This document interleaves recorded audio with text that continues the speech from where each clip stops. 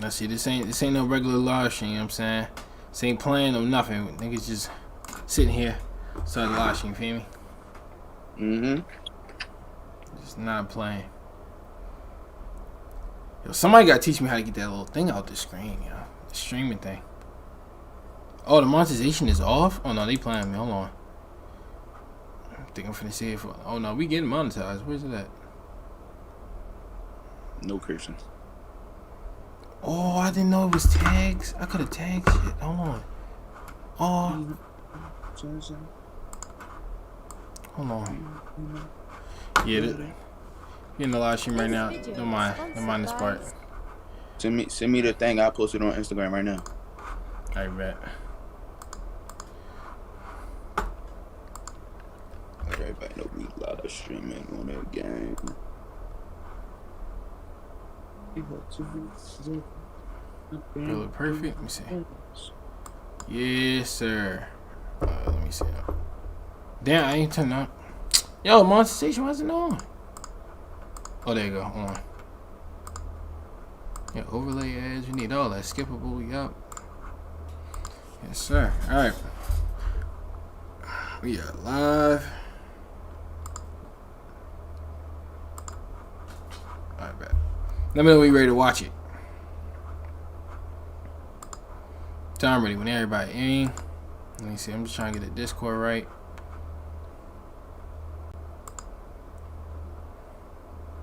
Alright. We got New York's deadly gang war, you know what I'm saying? I'm talking about deadly of deadly, you know what I'm saying? Supposedly, this right here, this video is gonna explain everything. It's an hour, 30 minutes basically, you know what I'm saying? It's a long video. We finna get straight into it. You know what I'm saying? New York's deadly gang war. Crips versus GDs. Crip. Where's the GDs, man? This should be one of them. Let's get straight into it. This video is sponsored by Skillshare. Whoa, follow my man on the gram.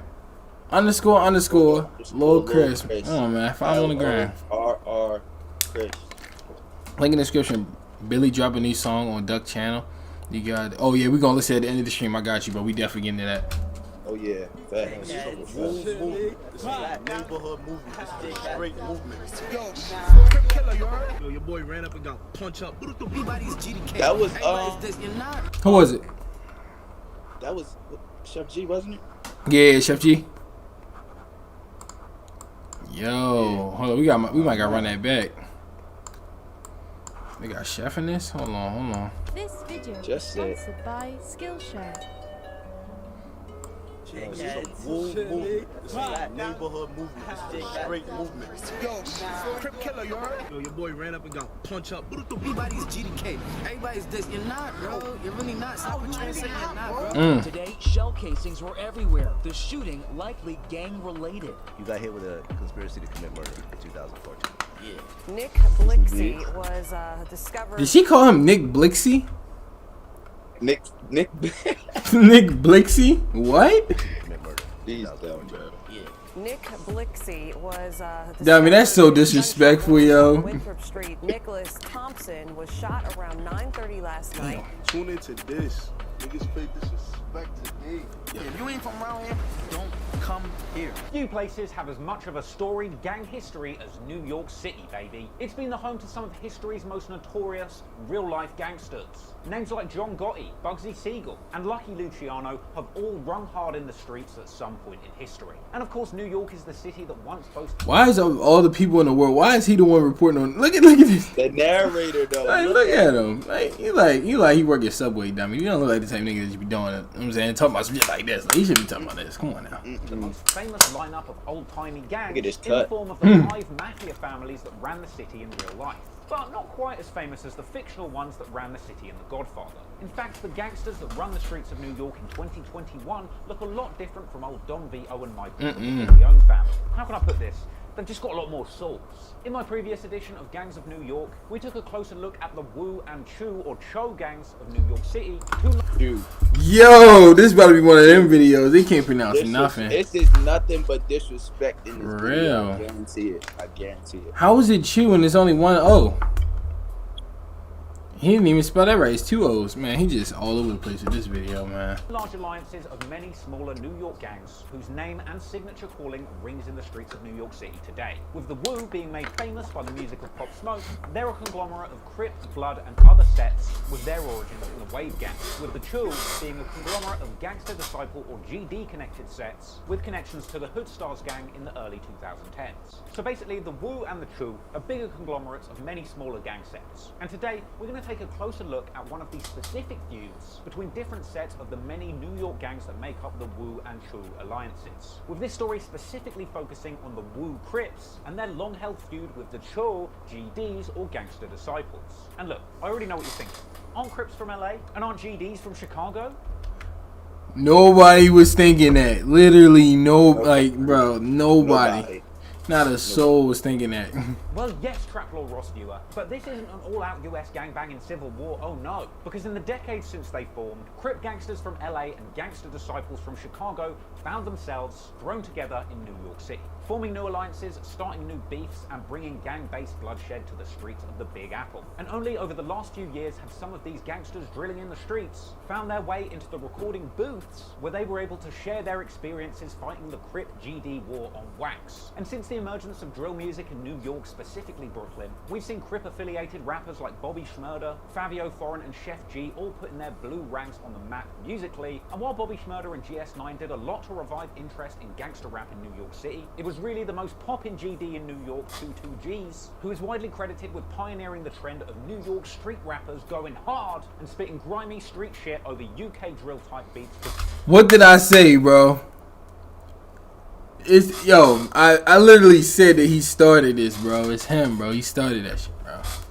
Poppin' GD in New York, 22Gs, Mr. Tutu himself. Pioneering the trend of New York street rappers going hard and spitting grimy street shit over UK drill type beats produced by the likes of Axel and Ghost. 22Gs is essentially the one who introduced drill music as it is known today. But if it was 22Gs that started it, it was Pop Smoke that finished it. Because it's only in the last few years that the massive popularity of Pop Smoke has brought a huge amount of mainstream attention to the New York drill scene and its association with gang sets. Which once again, according to you, Traplaw Ross subscriber, left New York City as the most poppin' area in hip-hop in 2021. So, what goes on in the streets of New York is crucial in understanding and appreciating the drill music that comes out of the city. So, you know the sounds, now let's take... Hold on, you tell me, what do you think is the hottest, like, city right now, music-wise?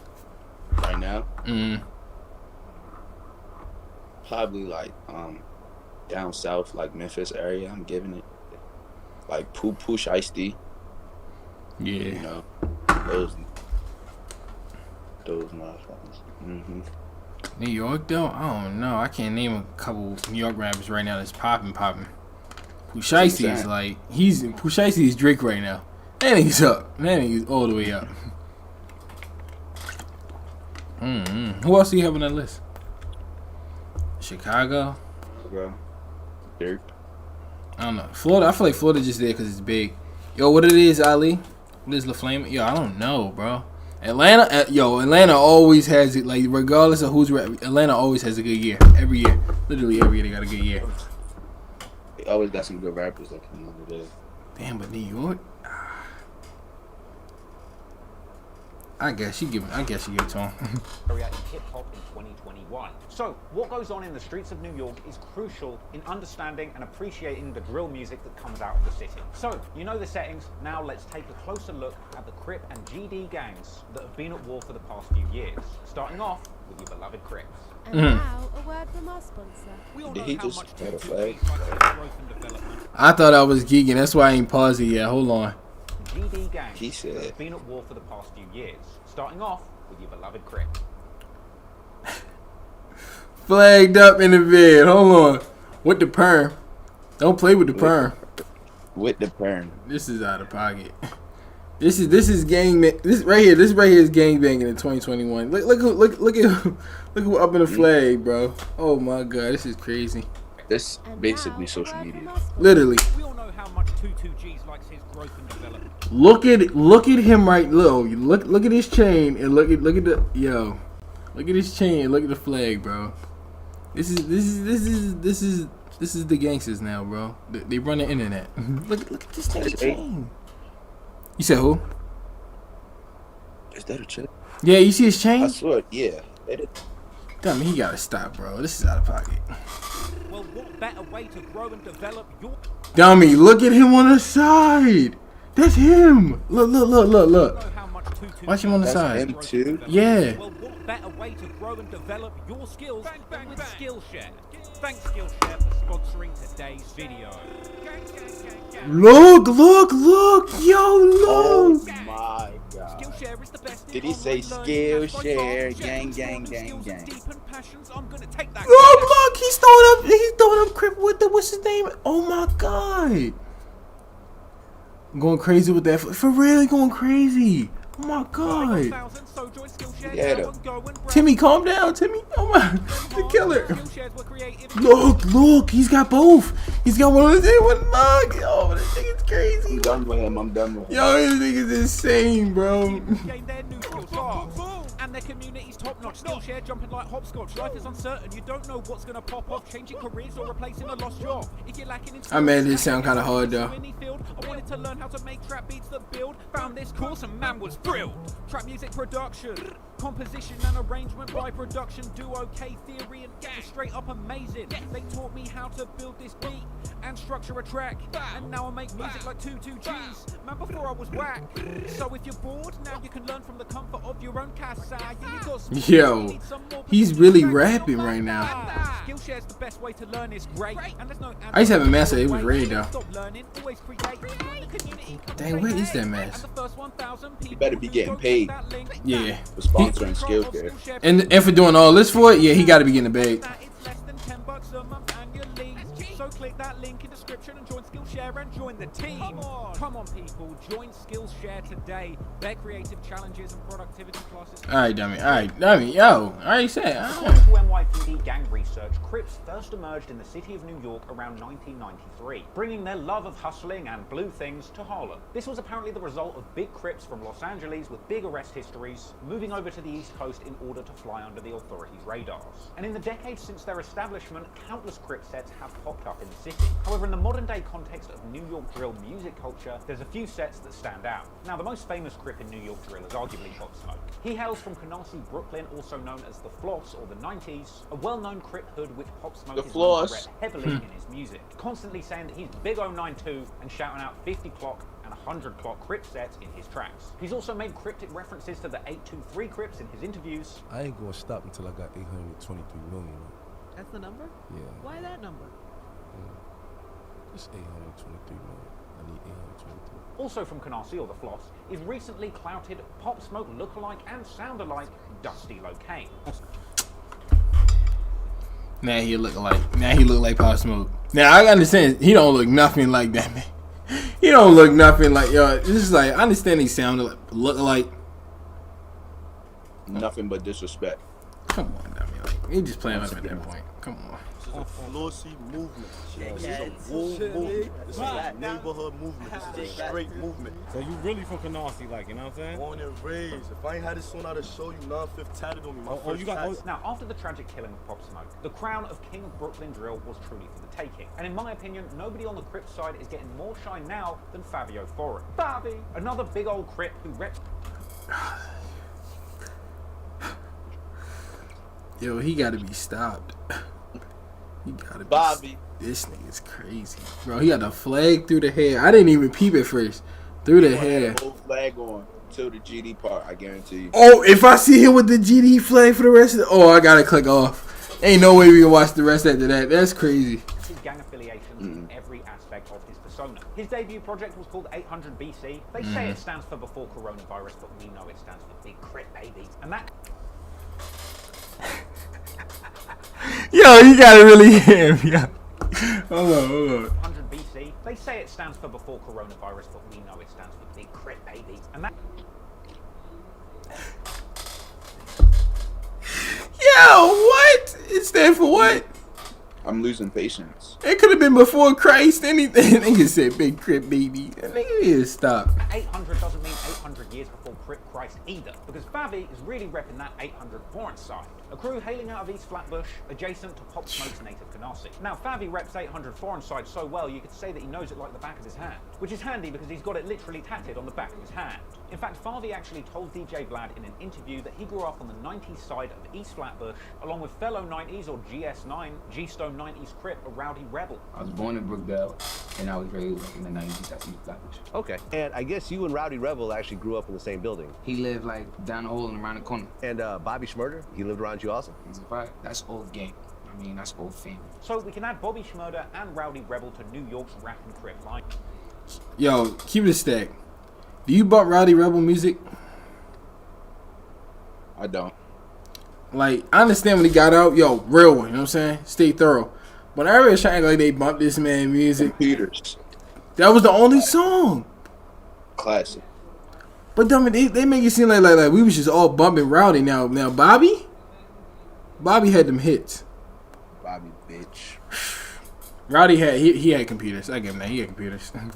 In fact, you might have even heard Bobby Schmurder shouting out his fallen brother Scheist in some of his songs and interviews. Well, it turns out that Scheist was also a good friend of Fabio Foreign's, who's paid tribute to him by showcasing his mural in his music videos. Fun fact, that's actually from the music video for Critical, Fabio Foreign featuring Fetty Luciano, who's funnily enough Rowdy Rebel's little bro. Video for Critical, Fabio Foreign featuring Fetty Luciano, who's funnily enough Rowdy Rebel's little bro. Anyway, Fabio has also shouted out Scheist in interviews, saying that the op should know better than to disrespect his name. They mentioned what? They mentioned Scheist, they mentioned King. I mean, that's one of the top dogs. That's my man. That's my man. That's my best man. Family. I mean, that's his real life cousin. I mean. Fabi is also known to show love to young Costamano, who reps Crip, as well as JD and B. Whoa, that's not a hold on. Fabi is also known to show love to young Costamano, who reps Crip. Who's this 5'2" Hoover nigga? I didn't even know there was somebody. As well as JD and B Sav. Yo, but he not even, you know this dude right here, he Crip now? You see him flagged up, right? In the red flag? This nigga, the JD dude? This nigga's Crip. Like out there, like if Fabio woke up tomorrow, like I feel blood, he can be blood now. Your game banging is stupid. Ain't no loyalty to the set, no nothing. Like him right here, this D-Sav, if he want to be Crip tomorrow, he can be Crip. That shit out of pocket. I don't know how I feel about that. That's what it mean. It gets fake. You get a little fake right there. But you just able to just say fuck it, I'm this now.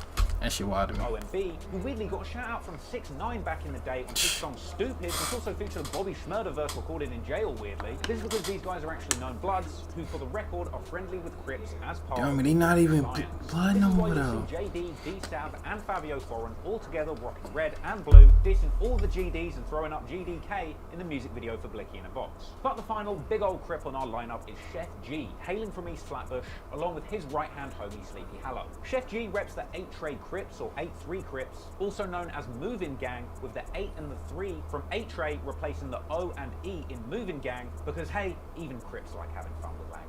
Anyway, the 8-Trays or Moving Gang are apparently not associated with the Woo and Cho movements, but are just straight Crippin' baby. And while you're there, Chef G is known to hang out with Jay Rich from the 4-Tray Crips, and frankly, that's just a whole lot of Crips, and a couple of Bloods too. Thing is, there's something that all of these guys have in common, and it's not the colour of their bandana. It's the fact that there's one thing, just one thing, that they cannot stand: GDs. But who are these GDs that the Crips just can't get along with? That's it. The Gangster Disciples are a gang. Any 6ix9ine update? Yeah, I got one for later. It's some crazy shit. The main section in the late 60s and early 70s to today. I got one for later, my other gang. video, Gangs of Chicago, the BDs versus the GDs. But it doesn't matter if you haven't seen that, because all you need to know is that eventually GDs made their way from Chicago to New York, in the end falling under the Cho alliance of gangs. Something which I explained in detail in my other earlier video, Gangs of New York, Woo versus Chu. But most importantly, the Chu consists of a sizable number of GD. Yo, he gotta fix that Chu to Cho, yo, before the end of this video, yo. At this point, he knows what the word is. He just choosing to say Chu. Gangster Disciples. Didn't know he could say Cho. In fact, it seems to be that the Chu are allies of all of the GDs that operate in Brooklyn. Now, the New York GDs are sometimes referred to as the Folks, and they actually have a long history of operating in New York since the 90s. The Folk Nation movement itself was actually started by the GD's founder, Larry Hoover, whilst he was in jail in Chicago, with the idea to form an allegiance between the leaders of Nobody don't want to work with 6ix9ine. That's a fact. You think XXXTentacion would have been able to work with 6ix9ine since he was changing? Yo. XX was he was gonna work. Yeah, that Chew crap is blowing me. But yeah, XX he would have definitely worked with him. I think XX. What 6ix9ine? Yeah, he would have worked with 6ix9ine. Yeah, Cause like X, like he you know what I'm saying, he not really a street, and like he fuck with shit, you know what I'm saying. Everybody was gonna work with 6ix9ine before niggas like. Thank you, everybody. Literally, who didn't want? Yo, I don't care if you're a local rapper, the most gangsta nigga you know, bro. If 6ix9ine came to his DM like, hey, I got $1 million for a feature, they hopping on the track with 6ix9ine. I don't give a none of these niggas saying, bro. $1 million, man. It's not working. So way back in the 90s, the GDs and the Crips were all considered friendly under the $1 million. banner of Folk Nation before the Wu and Show gang alliances existed. And for a long period of time, GDs and Crips were cool in the city. In fact, apparently when GDs and Crips ran into each other, they were so cool with each other that they would combine their gang signs together as a show of friendship. With the Crips throwing up the C and the GDs throwing up the pitchfork or rakes, they would combine them to create the 8 ball. The thing is though, as older generations of gangsters got locked up or killed, the new hot-headed generation of younger gangbangers would emerge, creating new alliances and traditions whilst trashing. Not for no $1 million, you bluffing. You bluffing, Apollo. Apollo, you telling me $1 million right now? 6ix9ine comes up to you, $1 million in cash. You probably never even seen $1 million in cash. Hands it to you like all you gotta do is just lay 16 bars down. You laying all 16. Matter of fact, you gonna ask, can I rap the whole song for $1 million? That's no sign. But I mean, after he snitched because XX wasn't like the other artists, and I think he would have neglected the media since him.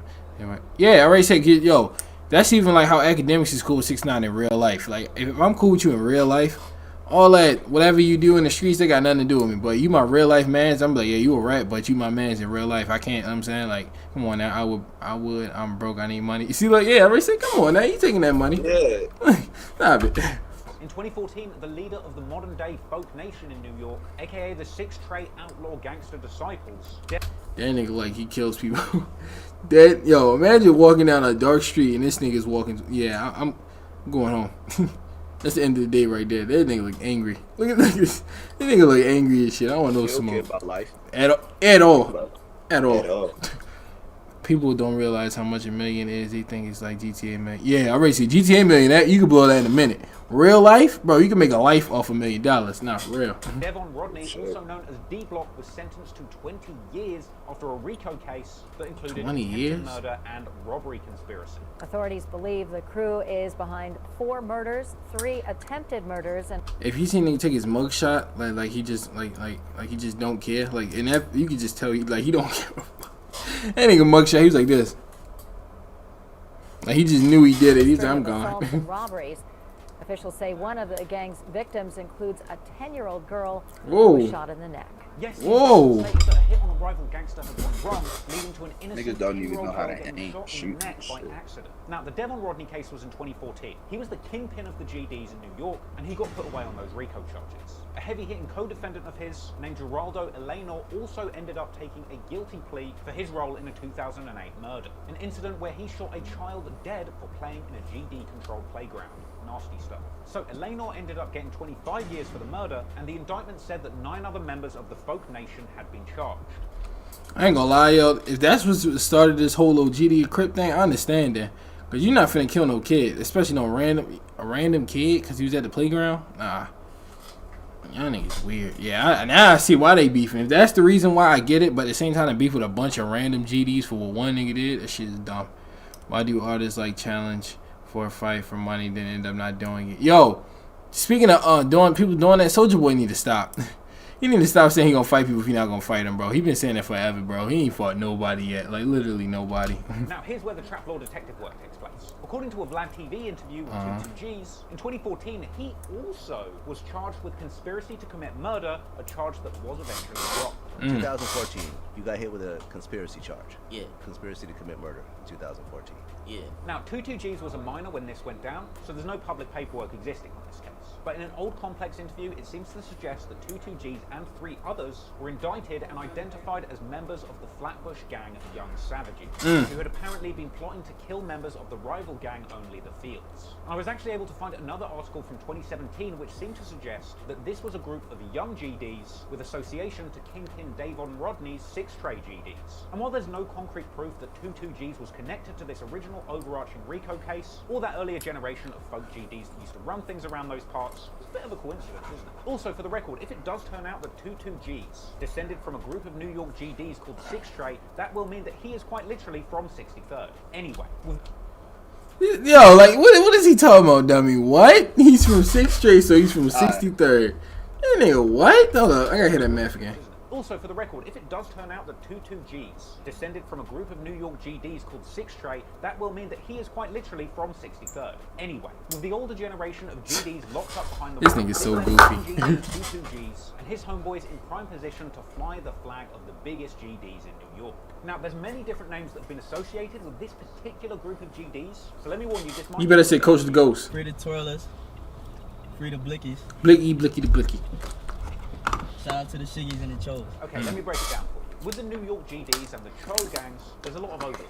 Just like over on the Wu side of things, you've got Crips and Bloods coming together to bang under the Wu Alliance. Over on the Cho, you've got crews like the GDs or Folk, as well as the Hood Stars who have historically beefed with the Wave Gang of the Wu, crews that aren't really relevant to this story. You've also got Cho crews like No Love City, who are known to have historically beefed with Bobby Shmurda's GS9 Crip. There's crews like PNV, home to Cho rapper PNVJ, but most importantly, under the GDs is the Twirl Alliance. Now, Envy Kane of the GDs said that Bills Blicky was the originator of the Twirl idea, but he refused to say exactly what it meant. And talk about this, man. What's the difference? You, the twirlers, Free Bills Blicky, for me. SPNB, they're the ones who, for me, originated the whole twirl concept. Get me? Nick Blicky referred. He said, "Do you think Quando Rondo will pair up with 6ix9ine?" Nah, they not. Nah, Quando not gonna go there. Quando's really like, bro. Regardless of how y'all feel because of what he did or whatever, he really like that, but he's not finna no 6ix9ine just cause what's going on. He not. I don't think so. Like Adam 22 and his former gang, they say he didn't do anything for the community. Yeah, he gave money and tried to donate, but they declined it. Yeah, the only reason why they declined the 6ix9ine money because they don't want to get caught up with his stuff saying like, you know what I'm saying, because they don't want 6ix9ine going on his Instagram. Oh yeah, I just sent money to and now they connected, which is weird because it's like if they give you $1 million for some kids, then help the kids out. Like, but you know, they too worried about their images. You know what I'm saying, to help some kids. I think it's weird. What do you think? What? Like if you're the people that's like donating the money for the kids, like in 6ix9ine, like, oh, here's $1 million for the kids, would you take it? Yeah. It's about the kids. I don't know why they making it about the streets when it's about kids. I don't know. They always try to do that though. Like, I don't know. That shit weird. Third two. Twirling as the 2-2 spin dance move they created. I be watching all the ops videos. I be seeing them twirl and 2-2 spinning like. That shit is a wave now, I'm telling you. Very cute stuff, but really, the Twirl Alliance is a collection of GD banging hoods that are associated with 22Gs and his buddies. We're talking the Shiggies, and we're of course talking the Blickies, aka Blicky Gang, who are the main GDs today's story will be focused on. Why do GDs get like words and they don't get pictures? That's dumb. See, yo, look, I already see what he on. He a Pop Smoke fan. That's what's going on. He not being fair. Big GD Davon Rodney. Look, that's the only person picture. This block is known as the Field, referring specifically to the... Dang, look at that building. I mean, why would you want to, like, look, why would you want to, God damn, look all, I mean. Look like niggas get shot in that building. Yeah, like a third world country, like, nah, y'all got that. Yeah, New York, y'all niggas is a different breed. I would not be living in that building like that. Which is the Blickies' turf. Look at that building. Other nearby hoods that come under the banner of the Twirl Alliance, including Hawthorne Street, aka H Block, Project Leffers Gardens, the Fennies, Newkirk, and Veer, all hoods in the Twirl Alliance. Where you from and shit for niggas that don't know? You know most of us know, you know what I mean, for all out of towners and all that. Where you from? Where hood you from? I'm Flatbush. No doubt. H Block, Fenny, Fields, Kirk, Veer. You know where to find me, bro. You feel me? See the bros in the building. BB. Shout out to my BB guys. My ZG guys, my TD guys. So the name Blicky Gang is taken from... You say Blicky K? Did somebody next to 22G say Blicky K? My ZG Blicky K. He said Blicky K? He definitely said Blicky K. How would they? I don't know. That shit weird. I think XX would have been alive if Kodak would have stayed out of jail. Yo, Kodak could have really got him like to move just like Kodak be moving, like with heck of people around him, all that. He'd have been perfectly fine, bro. He just That's low security. Like, niggas just need to stop worrying about what people say, bro. Because if I'm XX and Tassion, like money wise and like clout wise, you're not gonna catch me nowhere without no security, nigga. Security 24/7. Even a Walmart, nigga. Everywhere I go, late night trips to the gas station. I'm taking security. Like, fuck that. If someone kills you in the building, they won't find your body for a year. Damn. Yeah, I already see it. That big old New York building, yeah, they ain't gonna find your body for a couple years. So the name Blicky Gang is taken from New York slang meaning handgun. Or you might remember Blicky's being popularized by our boy 6ix9ine, who famously said that he's got the Blicky with the stiffy on his hit song Gummo. But we've been saying Blicky in Baltimore for years. One of Izzy's first songs was named Blicky. So 6ix9ine ain't start shit. But y'all, look, my bad. New York is popping. Y'all got it. Y'all not gonna listen to me. Look, they're not gonna believe us. You just look, they're like, that nigga's lying. However, the big difference between these Blickies and the ones that 6ix9ine was dropping in his lyrics is that when these Blickies write their names down, they X out the letter C in their name, of course, because they hate Crips so goddamn much. While the Crips have got their blue rags and the Bloods have got their reds, the Blickies are coming through on a much more stylish tip, instead choosing to rep black flags and bandanas, something that 22G's has shouted out on many songs. Now, the Blickies have also appeared in numerous hood vlogs chilling on their block, including one with legendary Chicago hood documentarian Zach TV, rest in peace, which was titled The Blickies, the Most Hated Gang in Brooklyn. You in Evansville right now, you in the field, so you ain't from here, don't come here. Niggas know what's up. You in the Jacks. You in the headquarters. You in the Jacks with the demons. What's your name for the camera, man? For a motherfucker that don't know. Niggas that don't know me, my name is Nas Blicky, right? One of the original Blickies, man? That's a fact. One of the originals. One of the niggas who started this shit up. My son right here who started this up. Lil Blicky, right? Hey! We don't make drill music. We really talk about shit we do. When you say you got 30s and 40s and max, we not lying. That's all we want. That nigga said, we not lying. Yeah, We not playing. Do you think Wine and Melly done? Oh yeah, he's done. That nigga did that shit. I'm gonna tell you why he did that shit. They need to free him, but I don't even know if they're gonna free him. Yo, it's like to the point where I was like, yeah, they should free him, but now it's like I can't, like, I'm looking at the evidence. I'm like, they ain't really got no evidence, but you just know he did it, cause like every song points that he did it. You making songs about it, saying that he left him in the car. Like, what type of, like, what are you doing? I mean, I can't even defend that, bro. That nigga's done. I say, if you ain't from around here, don't come here. It's funny. Yo, go vote on our GD classes. On our Empire. All right, guys. Just in case the feds didn't have enough evidence on them. That's not Blicky. Got Blicky. Luke Blicky. Storm Blicky. Richie Blicky. Sessa Blicky. Sessa Blicky. Keep Blicky. Bigger Blicky. Sprout Blicky. Jew Blicky. Stick Blicky. That's the ghost. That was hard. Okay. However, the main characters for the purpose of this story are 22G's, Nick Blicky, Nas Blicky, Lou Blicky, and Envy Kane. They didn't even have Coach the Ghost on there? Oh, they geeking. They supposed to have Coach the Ghost on there, dummy. He one of the main Blickies. Well, not Blickies, but just GDs in general. Now Speed you know rankings. Who runs the streets of New York on both sides of the fence. I'm trying to find to out. understand exactly why these two groups meet. The insane reality is that the majority of the deadly beef between these two groups has been caused. Oh my God, we're losing. Simple but powerful three-letter phrase. A phrase so powerful that saying it in the wrong block of New York or even Chicago could get you duly blammed in the face without warning. I'm of course talking about GDK. If you know anything about Chicago gang culture, you'll already know what GDK means. Gangster Disciple Killer. It's something that the ops of the Gangster Disciples have adopted as something of a catchphrase. And gang signs play a part in this too, because GDs are known to throw up the pitchforks or the rakes, and to do this sign upside down symbolizes GDK. Much like when doing the hand sign for the woo done upside down means woo K or woo killer. So on each side of this Crip GDB. Yo, drop the woo, dummy. You saw 6ix9ine in New York. Yo, New York gangsters, yo, when they be hitting my, like, bro, every time I do like a 6ix9ine video, y'all niggas be hitting my DM talking so crazy. But then 6ix9ine be in y'all city, dragging straight dicking balls, bro. Like, just living his life. Nobody be doing nothing to him. But y'all come to me, a YouTuber, come to my DM, like I'm just, like, I'm supposed to just come meet you in New York. And then go meet 6ix9ine, nigga. That nigga's on the bridge. I just saw him on live. I'm like, then go do something to him. How long you think people going to dwell on this cooperation with the feds? I ain't gonna lie, I don't think really nobody cared. Like, even though he snitched, like, we cared for the first, like, month. But after that, once, like, people kept dragging it to the point it's like, can I really even care? Like, it's not even my problem. Like, it's y'all fault, mate. There is no shortage of verbal gangbanging. Don't wait till he come back. But when it comes to 6ix9ine, bro, I ain't gonna lie. Even though he read it, you know what I'm saying? Yeah, I get that. But I'm watching for entertainment, not for no gangster rap. I know he ain't no gangster. I know he just a regular nigga. But the nigga just so entertaining, bro. I can't even lie. And he don't be missing. This nigga did not be like. He will sit here and beef with the most gangsters like they're supposed to be, you know what I'm saying, untouchable, and just be having them looking weak. Like Meek Mill had him looking weak. Lil Durk got him looking weak. And yo, if you haven't already, go look at my video that I did what's saying where in the title it says it's Lil Durk fault. Go watch that video, 051 Melly video, bro. I'm trying to tell you, bro. Lil Durk is the reason for all his homies dying, and King Von, he the main reason for King Von dying. If you don't believe me, go watch that video, man. I'm trying to tell you. I need to update my PC too. I might get a new webcam, y'all, because this one just be come out of focus out the cut. I hate that. If my man's, yo, follow my man's Chris on the gram, man. __ Lil Chris. My man's on the gram, man. Link in the bio.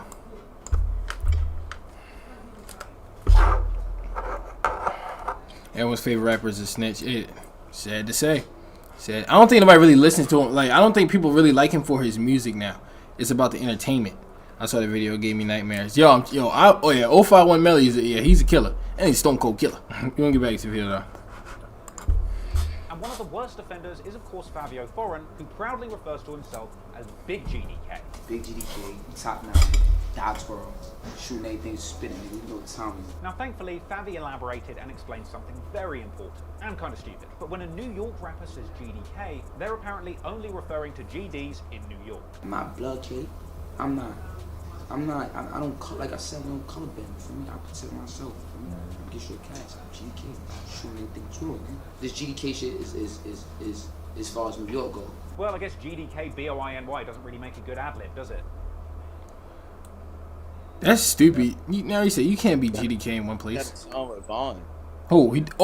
He did go to old block. He said, any GDK on my back.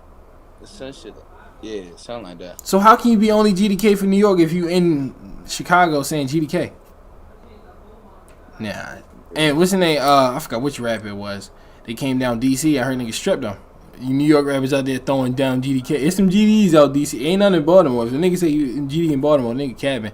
But out DC there's some. There's a couple of them. And them niggas definitely be running down on niggas. They ran down on Quavo for dropping the rates. They ran down on what's the name? I think it was Favi. I think they ran down on Favi.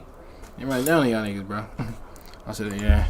Anywho, it's not just Big GDK that loves throwing about this reckless catchphrase. D-Sav and Young Costamado are known to ban GDK too. A lot of niggas is GDK never touch no GDs. I sat the cars, I say, yo, I'm proud of you, cause you real GDK now. Like, you touched the GD nigga. It's a lot of niggas that don't know, never touched the GD nigga. You're not GDK, cause you could be woke. You could be woke, you could do that. You're not GDK, though. Now, yo, you gotta watch that whole part again, yo. Look, just listen the way he explained that dumb shit. T-Sav and Young Costamado are known to bang GDs. I never even knew there was 100% out there. GDK never touched no GDs. I sat the cars, I say, yo, I'm proud of you, cause you real GDK now. Like, you touched the GD nigga. It's a lot of niggas that don't know, never touched the GD nigga. You're not GDK, cause you could be woke. You could be woke, you could do that. You're not GDK, though. No, nigga, you niggas is GDF. You niggas is GD fighters. Ain't like you're killing them. That's why you can't be GDK. You ain't killing no GDs. You're just fighting them, man. Like, what the? They will pull up one nigga off the strength of an Instagram live, fight him, and be like GDK. No, that's not how it works, but that's goofy. Any updates on Dusty Lil Kane? I think he's supposed to drop an album in the next month. Supposed to be dropping an album. Naturally, the I know. GD Blickies Hold are on, huge Kobe. fans of everybody. Alright. GDK. I'll wait for him to come back. I see. I heard he's supposed to be dropping an album though. I don't know. No, I'm telling you, no. Oh my God, it's not the ball. I just not the ball. Yo, if you don't already, follow me on the gram at BMO Kobe. You feel me? Do all that, man. You know what I mean?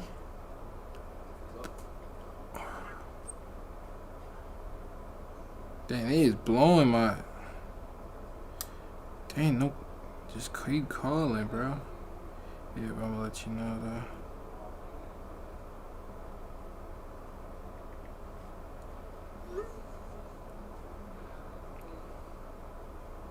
Oh, dang, I didn't even see that. What's up? Damn, 16. I was supposed to be dropping that song, and then before the month is over, he's supposed to drop another song. That other what's the name? Preview. They dropped. He's supposed to be dropping that song before the end of the month. Yo, oh my, I forgot about this. Raw Wave dropping the 20 something. I forgot what day it is. We are doing a live stream. I think it's the 26th. We doing a live stream that day, bro. You know what I'm saying? He got some crazy people on the album. DDG dropping the album too soon. We doing a reaction there to a live reaction. He got Young Boy on the album. We got to react to both of those, bro. Yeah, so I'm gonna come back with the live streams, bro, because I miss doing live streams. And we gonna start going back DMing people, you know what I'm saying, on Instagram. I kind of want to start DMing YouTubers, you know what I'm saying. I don't gotta just be like Instagram thoughts, you know what I'm saying. It could be anybody, but we going, yeah, we definitely going up.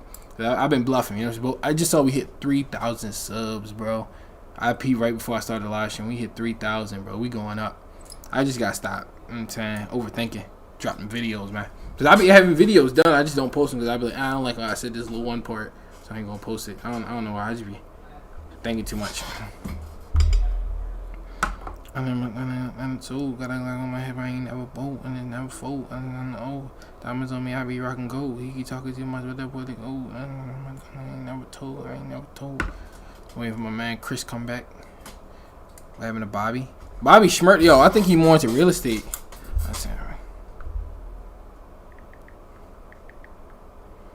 See, Bobby going more into real estate. He's supposed to be looking at me. What the fuck?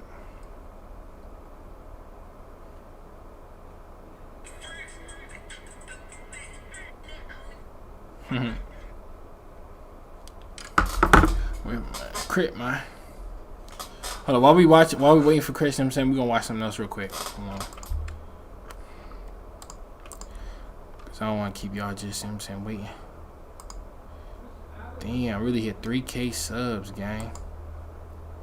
That's a crazy milestone.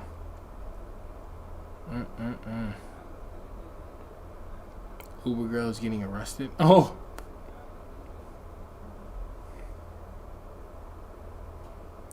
I don't know what to watch. Cheeseaholic versus Aiden Ross. They played. We gonna watch some of it. What in the fuck? Yo, chill, bro. Chill, Aiden. It's 5 or 6. Fine. Stop, Aiden!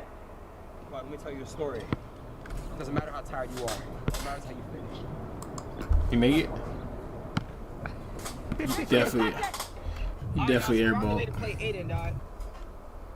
I don't watch either one of these people, so I don't even know who these people. I know who Cheeseaholic is because I seen him. He played Flight, but I don't know him though.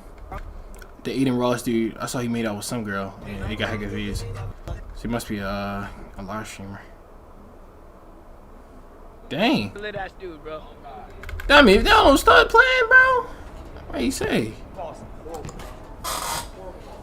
100 forces? What's going on, bro? That usually make, bro. Those layups, come on. Chill. Look at his ass, bro. He's already starting with that such shit. I'm not sure how I do from the streets. Why do you have your hat on, though? Why do you have your hat on? This man like he drive Uber. Come run into my ass. Okay, that's you. What up?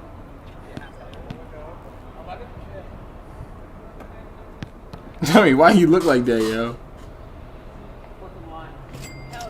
We dragging. Hell no, that's a 2. Hey, hell no, that's a 2. On everything I love, it was on the line. We're gonna watch that back. Yeah, this foot was definitely on the line. What you mean 2 or 1? Your foot is on the line. You said 2 or 1. It's on the line. Wait, what? It's not. Really to maintain smoothing, really not receive. What does it mean? How? I don't know. I was thinking.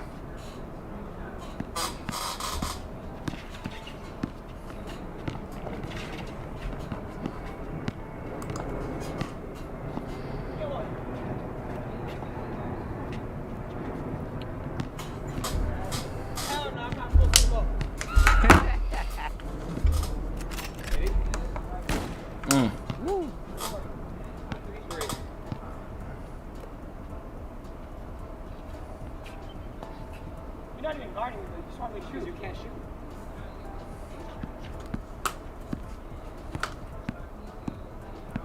This man's up 4-0 already. Yo, he's bullying him.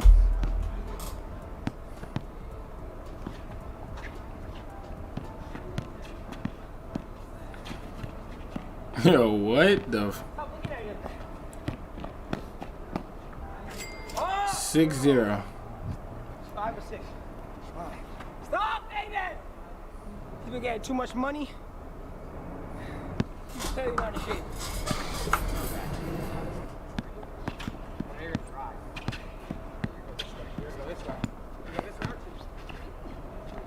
Yo, he's bullying him.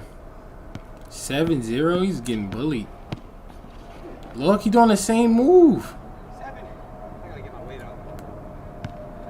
You can't go like flight. Alright, y'all, 7-0. I told you I don't hoop like that. Neither did he. Yeah, y'all are dead, bro. I'm gonna know right now. I'm gonna win this game.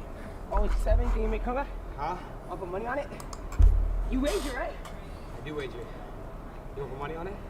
Yeah, quick look, 1,000.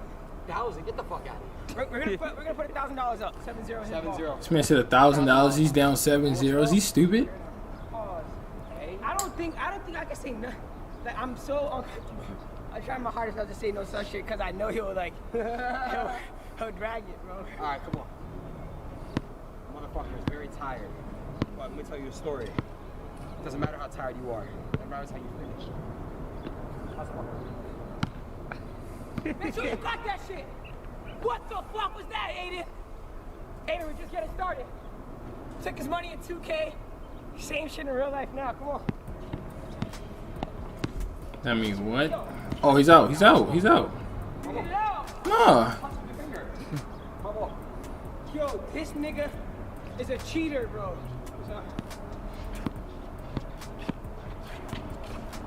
Hey, what? Oh, he almost hit that. Yeah. 7-1. 7-1. Come on. I know you're not crying about 1 point. 7-1. You can't shoot though. Oh, he missed. You gotta make those cheese. Hurry. Hey. Fuck. Fuck. I mean, he's getting free points. Nigga, score a fucking point. I'm gonna use that right here. 8-1. I've been swatting all that. He wouldn't get none of this. Yeah. This dude Cheeseaholic, I wouldn't let him get a point on me. He would be getting blocked. Trying to come up the middle and shit. Yeah, this nigga would have been getting blocked. This nigga's getting easy points. Almost killed himself last time. You're not gonna pop that though. You want it like a real one. Foot on the line.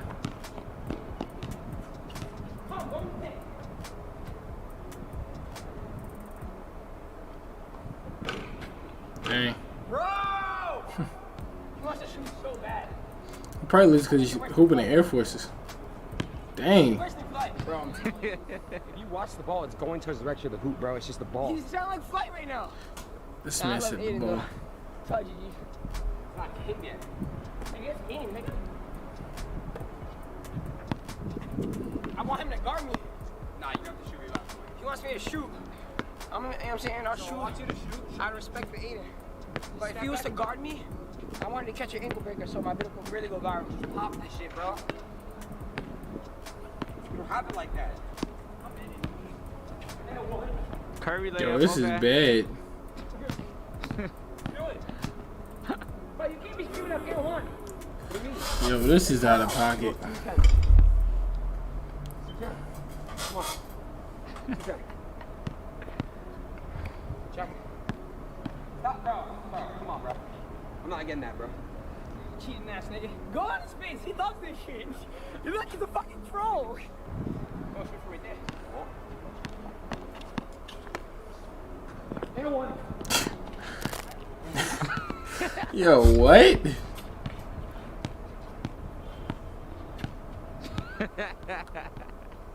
Yo, chill, bro. Chill, Aiden.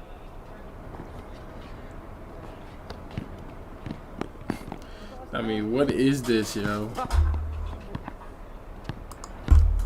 The two nerds from high school that just ended up becoming famous. 3. This is literally that. What the fuck? Lock and load it. Woo! Good shot. 5. Let's go. I kind of want to see Aiden win. I don't know why. Yeah, it's just not gonna happen now. Left hand guard. You guys know that. You winning for easy layups. You knew he wasn't guarding you. I love y'all. You're not the victim. First flight. Going in the pool? Now another big Twitch streamer, the biggest Twitch streamer Hey, you know what? on the planet. You know what? Let me tell you right now. I'm gonna have my revenge with you on another hoop. It's bullshit. My first one-on-one ever. And you scored got 5 points. You have like fucking 10 or 20 under your belt, some shit. I only beat Flight. Still, you played so many. Actually, I beat Davis off camera. All good though. We'll let you have this one. GG's. $1,000 goes to you, and I'll jump in the pool. I'm proud of my brother. Hey. $1,000? I wouldn't pay that nigga shit, I mean. Appreciate that, bro. You're a star, my nigga. I wouldn't pay that nigga shit. Yeah. I seen him. I didn't see you come up from start, but I seen you saw come me. up like fade away. Yeah. And now he's a fucking goat with this shit. So It is what it is, but hey, it's just the beginning of both of us. Just two kids from the shitty 2K community. It is what it look is. where we at, boy. Yup. It is what it is. All right, I gotta jump in that pool. I told y'all. Hold on, where you going? Come down. We vlogging this. I don't want to do this. Look at this sorry ass. You have a nice ass. Stop you. Yo, what? Violated, bro. Hey, yo. Come on. Aiden in this bitch. Oh, then this man ready to jump straight in the pool? Yo, this water's cold as shit. Damn. Cold? Yeah. I don't want to do this, bro. Do I have to do this? Can I spear you in? Hey. Yo. Pause. Just spear him. No, chill. So you want to push me in? Nah, I want to like literally body you in. Just you want to push me in? Nah, cause I'm gonna go.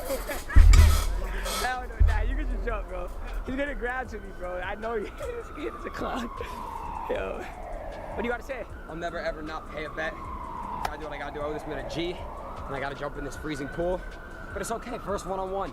Wait till you see what I'm about to come with, and I'm gonna play you for the rematch. Yeah, whatever, bro. All right, count me down. 3, 2, 1. This nigga can't swim, he's drowning. Yeah, what the fuck? This nigga can't swim. Bro. What the hell? This nigga can't swim. He got some floaties on his pants. I'm on his ass. Let me see your dick. No. What the? Yo, I'm out, yo. We're leaving you here, dog. I'm out of here, nigga. This dude is so sus, bro. I should have took the pants off. Cruised. Yeah, he's folded. Ain't you about to go in your limbo like that? Nah, I need a towel. I'm going back to your hotel room. No, you're not. Yes, I am. Stop capping. He's lying, bro. Yes, sir. Yeah, this shit was lit, though. Yup. Definitely a vibe. Yeah, I'm gonna be playing everybody, so I'm playing Flight next week with Lil Mosi. I think you should be there, right? Yeah, I'll pull up. Yeah, he's a pull up. He might fucking play these niggas too if you want. Shit though, Cheese. Talk to me. Like this video right now, sub to his channel. Yup.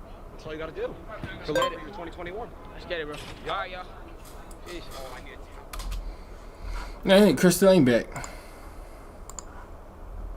I ain't watching what's that. Hold on. I'll get back to the video. And in their Zach TV Hood vlog, they're eager to acknowledge that they're Wu-K or Wu-Killers, and they say that at a certain point it became trendy for rappers to come out as GDK. Capsule. Wu-K, folk shit. Fuck, a lot of niggas GDK now, but that's old news, you feel me? These niggas is irritating, you feel me? Everybody's GDK. Everybody's this. You're not, bro. You're really not. Stop what you're saying. You're not, bro. You feel me? You be in your house eating oodles and noodles, nigga. Yo, Crip killer, you heard? Meanwhile, the OG gangsters in New York are also annoyed at the GDK movement, because just as we mentioned previously, there was a time back in the day when the Crips and the GDs in New York were friends. Combine that with the fact that there are GDs all over the US, in Chicago, DC and beyond, that have got nothing to do with this New York beat. So to many, especially the older generation of New York gangsters, the idea of running around the city saying K all GDs is mad dumb. You saying GDK, you not saying I'm Cho-K.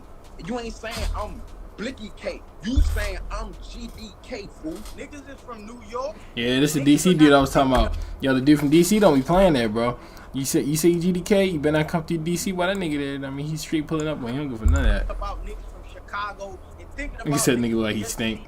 Niggas just think about niggas from here. In fact, funnily enough, even Jay Rich from Moving Gang says that he doesn't drop the GDK rates. His reasoning is because he says he has respect for the other people who built the drill scene all around the US, some of whom are GDs, suggesting that this beef between the Crips and the GDs is indeed a new thing. All this Crip and folk shit going on right now, that's some new shit right now. That whole beef shit, all the older G's can tell you that's some new shit right now, feel me? I was fucking with mad G's though, I fuck with G's, I fuck with mad bloods, like, I don't drop breaks on my video. But at the end of the day, some of my homies, you feel me, that really put on and really did their thing, is G, you feel me? Like, hell, at a certain point, the GDK movement picked up so much steam in New York, even the city's rat infestation were throwing GDK. Oh, are you wildin', bro?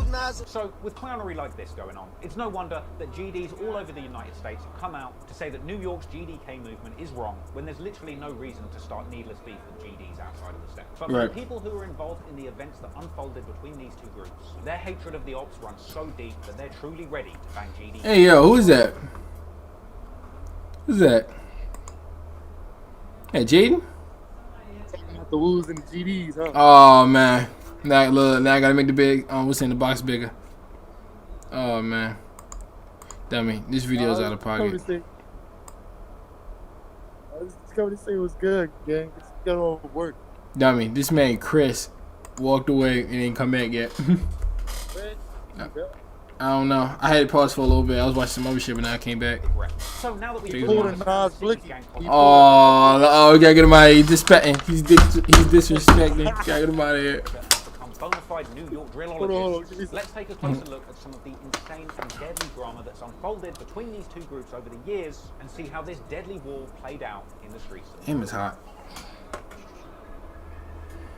The long battle between the Crips and GDs in New York is bloody, violent, and bloody violent. A little violent. Bloody violent. This nigga, I don't know why he's narrating this video. I think it's because no nigga like really has the time to sit here and look at some other niggas beef. Like, it's always like, you know what I'm saying, like, I don't want to say it, but you know, like, it's always them, you know what I'm saying, documenting what goes on in the black community, you feel me? Like, it's never no black nigga, because niggas, we don't care that much. And the only time we care is if it's gonna make us money.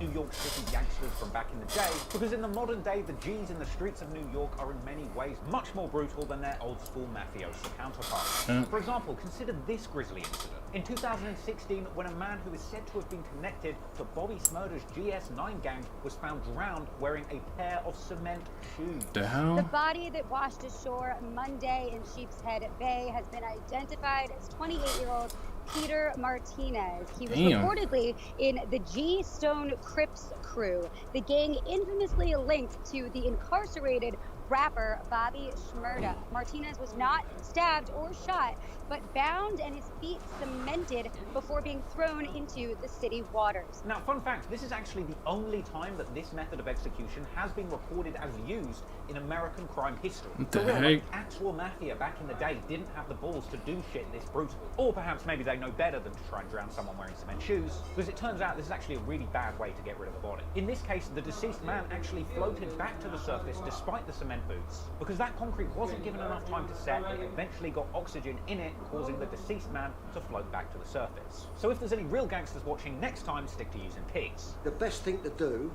is feed them to pigs. Now look, that's just one example of how extreme things can get in the streets of New York. Now look, whilst the individual that was drowned in that incident was connected to the GS9 Crips, that slaying actually isn't anything to do with this story. But it is an example of just how real things can get in the streets of New York when you are connected to the gang life. But if we take a closer look at the feud that... No, man, that is not all the GDs in this. And some of them not even the big ones, you know what I'm saying? How they don't got Coast to Ghost up there? 5-year-old's biggest op, like, that makes no sense to me. Between the GDs and the Crips in this story, we can see that in the modern day, a lot of the beef between these two groups has been escalated by music, drill music.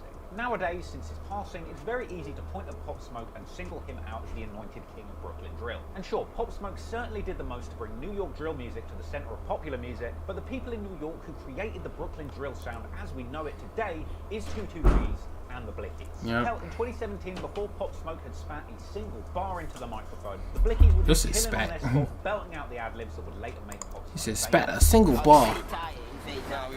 No, Discord. Yeah. What that mean? Let the people know. He said, grr. Hold on. Grr. But aside from being able to simply make the noise, the Blickies were actually the first in New York to pioneer the trend of using UK drill beats in their songs. So originally, Bobby Shmurda and the GS9 Crips were the first rappers from Brooklyn to start speaking and rapping honestly about the gang life they were living, but they were mainly using Meek Mill type beats, nothing super original. It was only when 22G's, Nas Blicky, and Nico Suave 22G's, started rapping greasy New York gang shit over a UK drill beat that the Brooklyn drill sound was truly born for the first time. And this was on the track Blicky, or Go Nowhere Without My Damn Blicky. Now look, Go nowhere without that damn Blicky.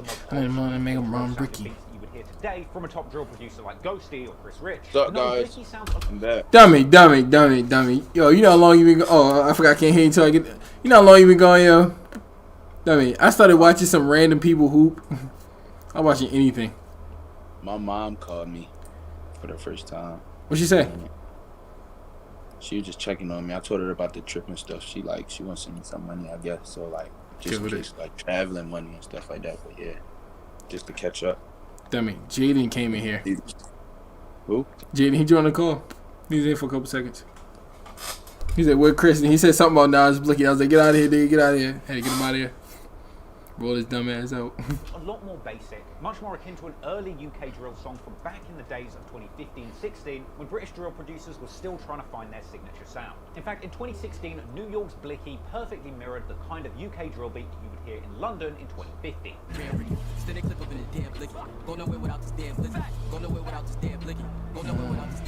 No face, no case, dipper on me, and I got my done up. So, Blicky got things started as far as the Brooklyn drill scene is concerned. That's a fact. The game would truly change when 22G's released his follow-up track, Suburban, which very quickly Suburban was crazy. The biggest song to date. The track's all about jumping out of black Suburban, shooting at your office. It features specific. Oh, look at him snitching! Whoa, just snitching. Their ops, the 8-tray Crips, with lyrics saying that they're clipping them trays. Yeah. Now, this song was a huge look for 22G's, but the Brooklyn drill scene was still very much in its infancy. The war between the Crips and the GDs was still going on in the streets, but this was the first time that it had truly made its way to wax. From here, it would take close to a year for the GD's ops to actually fully get in on the music hustle, but when they did, they would make a big splash. And eventually, in March 2017, Crip rapper Young Costamano and S550 dropped the track Folk in the Trunk, a track all about throwing folk, or GDs, into the trunk of your whip. A track naturally littered with many GDK ad-libs and hand signs, and direct disses to their GD op NBK.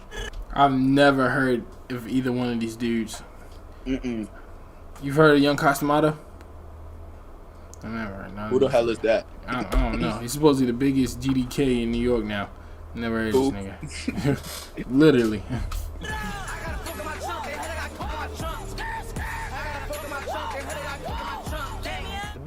Can't even. Dang! All you can hear is ad-lib. I couldn't even hear him rap. Hold on. Direct disses to their GD op NBK.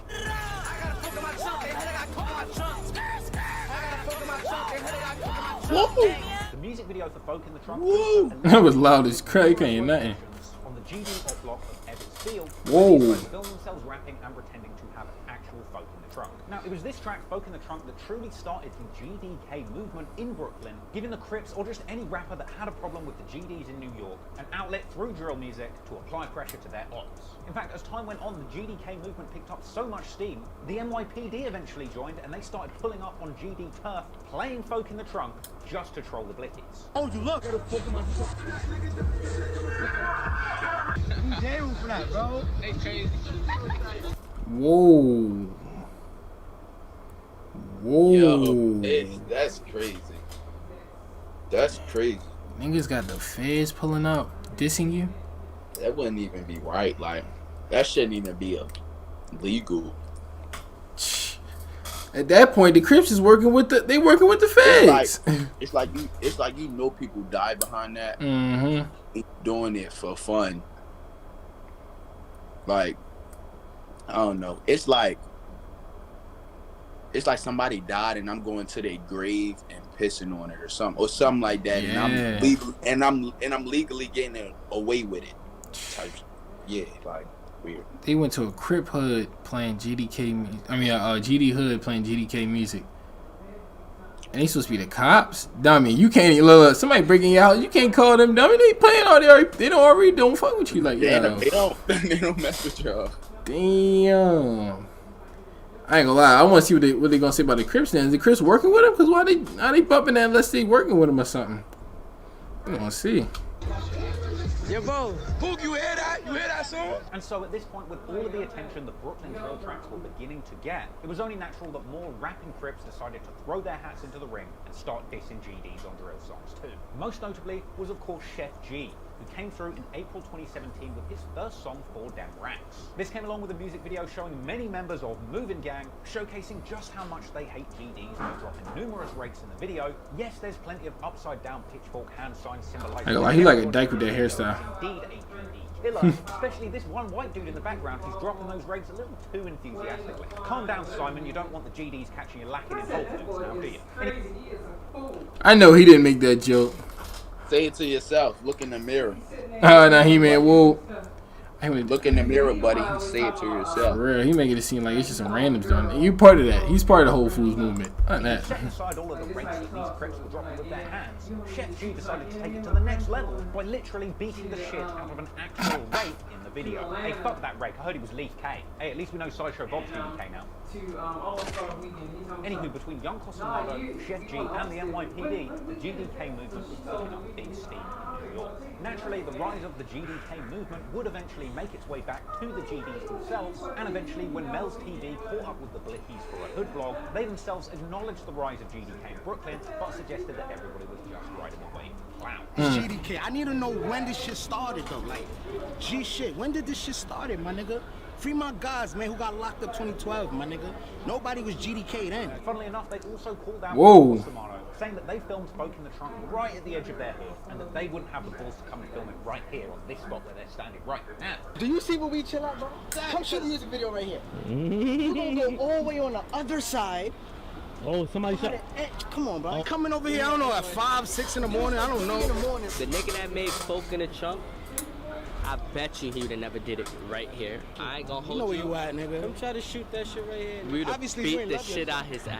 So, the beef between the Blickies and the Crips and got pocket. The GDK movement was picking up steam, and the GDs weren't too happy about it either. But at this point, unfortunately, just when his team needed him the most, the Blicky General himself and pioneer of the Brooklyn sound 22Gs would end up getting locked up for months on serious charges, not even in the state of New York. In a case that seemed so insane that nobody with a brain in their head thought the 22Gs would ever see the outside of a prison cell ever again. Damn. I ain't gonna hold you. Without 22Gs, what is it? Who they got? He got in a Dilly high-speed chase. Somebody died. I don't know. We got to see this. On Sunday, 29th of May, 2017, 22Gs was in Miami for Memorial Day weekend. He'd landed there a few days earlier to play the Coast to Coast live music. Yo, I got invited to it. That's a little jiffy. The Coast to Coast. Like you gotta go to all these other little shows and all that, and then once you win, you get to go to this. Yeah. You get to go in front of all the labels, all that. That's how you get your looks. Dummy, he was at that? 22Gs was on Ocean Drive, standing on the curb. Damn. Who was trying to parallel park a white BMW 5 Series with New York plates into a tight spot. Now apparently this spot was just too small for the car, and they ended up bumping a Buick that was nearby numerous times.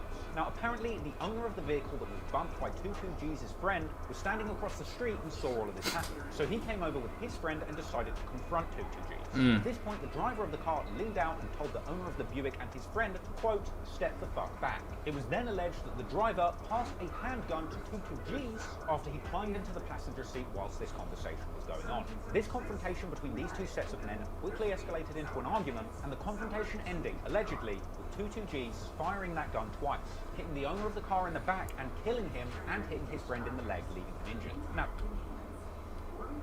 whoa. Boom, boom, boom. He probably ain't need to shoot the last shot when he went off. He probably boom, boom, boom, and it went off. Some shit like that hit the bad in his leg. I already say he smoked them in broad day. Let me find out. Yeah. Wait, isn't that what he said? Hold on, go back. The driver of the car leaned out and told the owner of the Buick. I gotta see. What time is it? Acquaintance of his. Now allegedly, landed there a few days earlier to play the Coast to Coast live music showcase. Now, allegedly, 22G's was on Ocean Drive, standing on the curb trying to guide an acquaintance of his who was trying to parallel park a white BMW 5 Series with New York plates into a tight spot. Now, apparently, this spot was just too small for the car, and they ended up bumping a Buick that was nearby numerous times. Now, apparently, the owner of the vehicle that was bumped by 22G's friend was standing across the street and saw all of this happen. So he came over with his friend and decided to confront 22G's.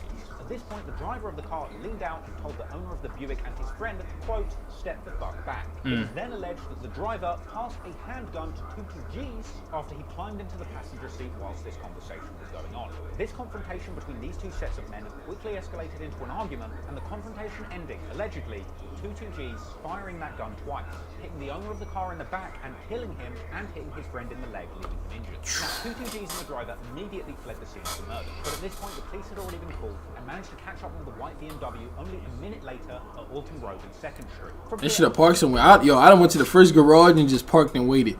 And just let them do whatever. I just went on the first garage and parked and just waited. Chase ensued, which ended in a crash at the corner of 5th Street and Alton Road. After the crash, the cops opened fire, killing the driver and then taking 22G's into custody. With the raucous arrest even being caught on video and the news reporting extensively. This man's died. Yeah, listen, the police killed him. Damn, so how do they know? Wait, so if they know that Tutu was the one that killed him, how he ain't booked? Now they gotta explain that.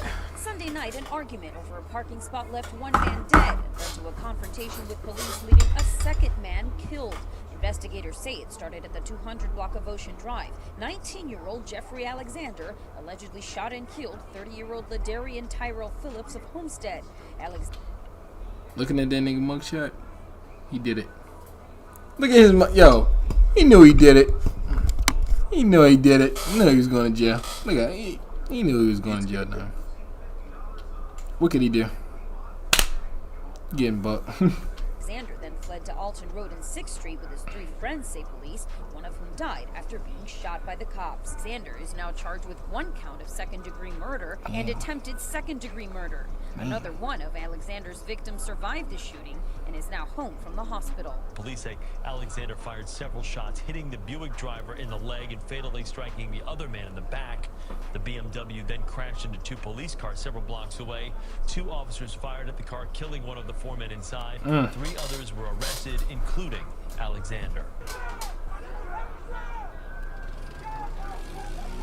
Wild. So, 22G's caught an instant murder charge in Miami, and as a result, he was sat in jail out of New York awaiting further developments. This meant the GDs were lacking their most talented and clouted musical act, but thankfully they at least tried to continue releasing music without Tutu actually being present. There's some music he'd recorded before he went away, like the track Invest in a Rat Shit, the music video of which was filmed a week before Tutu was arrested, a music video which featured a hilarious sequence where 22G's chases a camera that's driving away from him in the end. It features some of that raw footage from the Miami arrest, and even a phone recording from Tutu himself while he was still sat in that Miami jail. Y'all know what's up. They got me in this bum-ass jail shit, and I ain't do shit. Shout out to all the fans and shit, though. Subscribe to that Blicky Gang ENT, Blicky Boys ENT. But meanwhile, back in Ebbets Field, Breezy Blicky, Nick Blicky, and Nas Blicky dropped their song Different Type of Time, which naturally disses Jay Rich and the other Crips, but there was something that the Blickies were not counting on. Meanwhile, whilst 22G's was locked up, their biggest ops over on the Crip side were making music, doing interviews, and picking up clout, scheming for a big release that would take this war between the Crips and GDs up to the next level. If you guys are anything like us, you don't throw an ad right when it's about to get good. Presence and websites perfect, but you can. Yeah, no Suburban. He want to diss him while he blood. Come on, dummy. Murder charge for a lifetime. Chef G drops the game-changing Brooklyn drill track No Suburban, a direct response to 22G's track Regular Suburban. No Suburban blew up in a big way and even ended up. He only dropped it because he was booked. The original version. The music video for No Suburban naturally opens up with a sequence where Chef G and a woman throws up GDK. In the song, Chef says that he will leave a blicky sticky. He of course shouts out his moving gang Crips and just generally shows mad disrespect to his ops, the GD. GDs. And this strategy ended up being a massive success for Chef G's musical Clout. So he continued. In September, he linked up with his homie Sleepy Hallow to drop the track Blicky's Hurting. Doesn't take a genius to work out what this song's about. Obviously, it opens up he's dissing the Blickies hard, but in the defense of the Blickies, in many ways, Chef G was really kicking them while they were down. But luckily, it wouldn't take long for the fortunes of the Blickies to turn around once again. As in October, prosecutors in Miami quietly dropped the charges against 22Gs, and he becomes a free man once again at the start of November. The feds ultimately concluded that it was the unidentified driver that had committed murder before the high-speed chase, ultimately letting 22Gs off the hook completely scot-free. This is despite the fact that the second man who was shot in the leg survived and made a statement that 22Gs was indeed the shooter. But I guess that's none of my business. Have I mentioned how much I like and respect 22Gs, by the way? Just want to make that clear at this point in the story. Now, dang, so he blicked them and he got to live? So they think his man's killed him. They think, so basically they killed the driver, and since the driver was dead and can't defend himself, they automatically assumed that the driver was the one that killed him. But really it was 22Gs, and the dude that was still living said it was 22Gs, but they just dropped the case altogether. That's crazy. Yo got away with murder. For the record, there is absolutely no evidence to say that 22Gs wrote a statement or snitched on his dead body or anything like that. There's no. This wouldn't stop the ops from using this situation against him, because once 22Gs got off of this, there's no evidence. From here on out, history will frequently use this against him as evidence that he is somehow some kind of snitch. But regardless of how you want to spin it, 22Gs was home, and naturally all the Blickies were celebrating, which you know is going to make the Crip big old man. I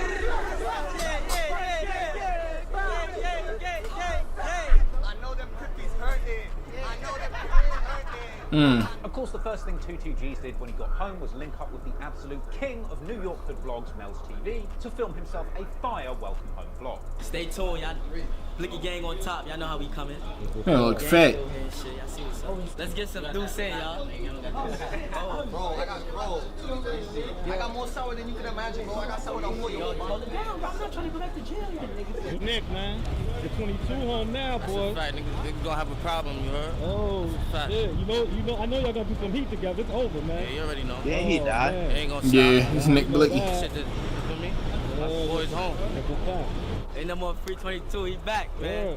Shit. Niggas seen 322 till it was backwards. Now my nigga here, nigga, you heard? You asked today my first day? Yeah, I just got out. Now that 22Gs was home, he was finally able to share his mind about the ongoing Crip invasion in Christian world music. Because Chef G and the GDK movement had only really emerged and come to the forefront of the scene whilst 22Gs had been locked up. Exactly. In many ways, the ops had kind of taken advantage of the difficult situation that 22Gs was in when he was facing these charges. So now he was home, he was ready to clap back. And in the months that followed, both Chef G and 22Gs would appear in interviews with the likes of DJ Vlad or Mel's TV, firing shots back and forth relating to this beat. 22Gs generally just pointed to Chef G and called him a clout chaser. I don't really know something like that, you feel me? In my city right now, you feel me?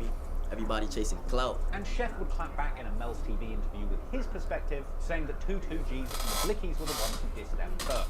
Listen, I never labeled it as a diss track. Everybody seen that, they labeled it as a diss track. I'm talking facts on that, you feel me? Yeah, that's to let you know it's not no diss track. It's letting you know. Shit. If you feel away, then you feel away. If that's the case, that means Suburban is a diss track. That's a fact. Like you ain't hear it. Niggas just talking about clipping them trays like they CP, right? Y'all clipping all this, like, yeah, we hear now. That's what y'all saying. Chef G actually later appeared on a Vlad TV interview, refusing to confirm that the song No Suburban was indeed a diss aimed at 22Gs. Now, even if Chef G couldn't acknowledge that he was kind of clout chasing just by entertaining this beef in music at all, what was clear was that Chef G and the Crips surrounding him knew that there was a ton of money to be made by stoking this beef to elevate Chef G's musical profile. Facts. Clout chase.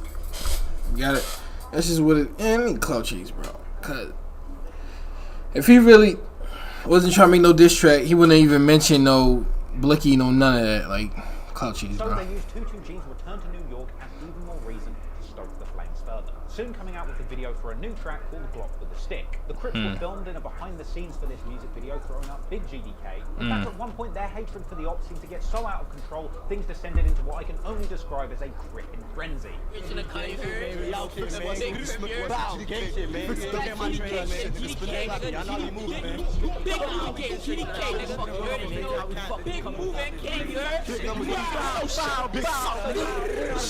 But it's moving Crips right there, and you hear somebody yelling moving K. Like New York is so weird. Like you can just say K to you. Like that's so weird. I mean, there's a bunch of look.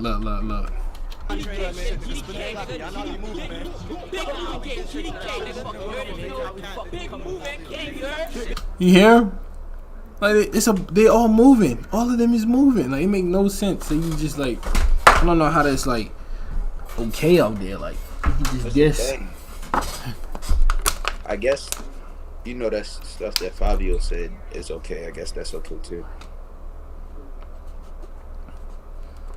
Your gangbanging just look bad all together. Just look bad. It's all over the place. It's not organized.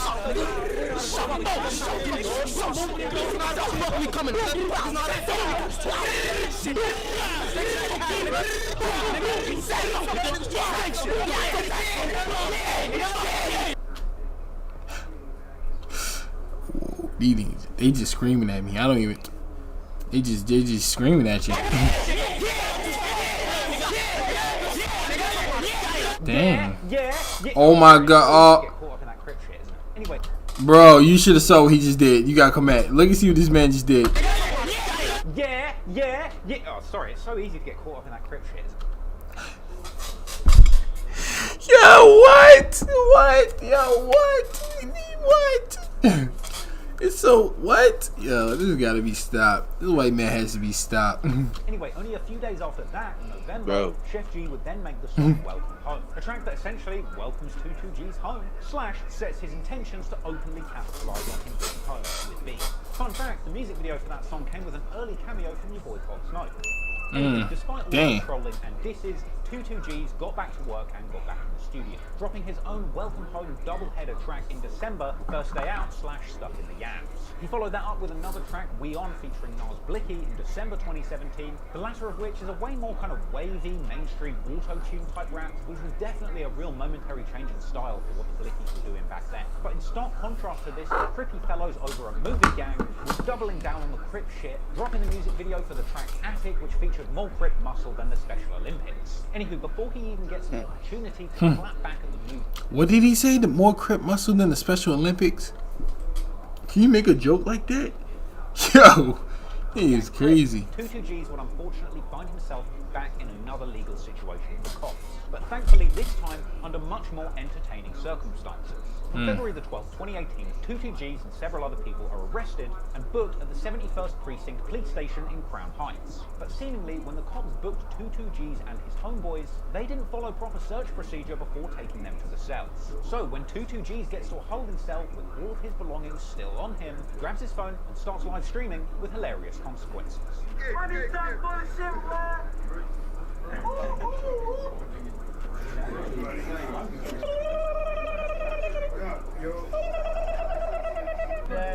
Yo, they dragging.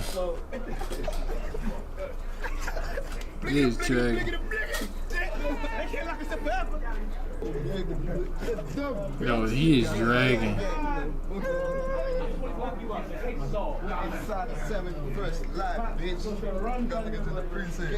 Yo, they dragging up the precinct. What?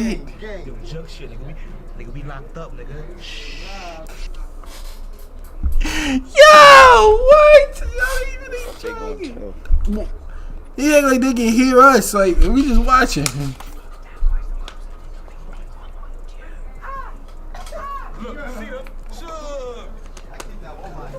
He's dragging.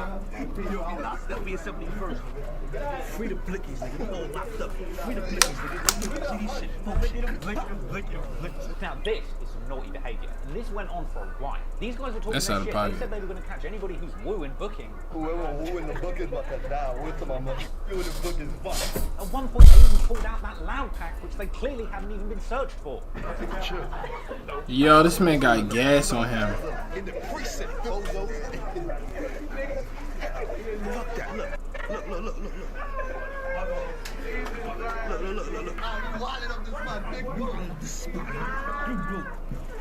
Oh, he's dragging. Pop up to the bookings. We see y'all soon. 24 hours. Now, eventually, the cops realised what was I going would on. have ate It was that. them that got in a lot of trouble when this story finally hit the media. Thankfully, Tutu himself didn't face any serious consequences for this and was even able to mop up a nice bit of excess clout clout with the attention that it got him. Thing is though, whilst Tutu is building up notoriety for his shenanigans, over on the Crip side, Chef G is building up momentum with music. In February 26th, dropping his next song, Play for the Members.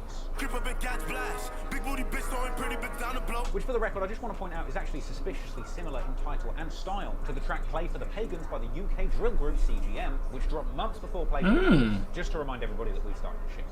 Yes, on hammers, I ain't got no manners, his baby mum give me Aki. Anyway, whilst Chef G is making Aki, oh yeah, I'm taking that. Brooklyn and making a hell of a lot of money whilst he's doing it, at a certain point, other Crips realise the finesse that's going on and decide to get in on the hustle. And it was at this point in March 2018 that your boy Big GDK Fabio Foreign makes his musical debut in this beef with his track Blicky in a Box. Blicky in a Box. Bow.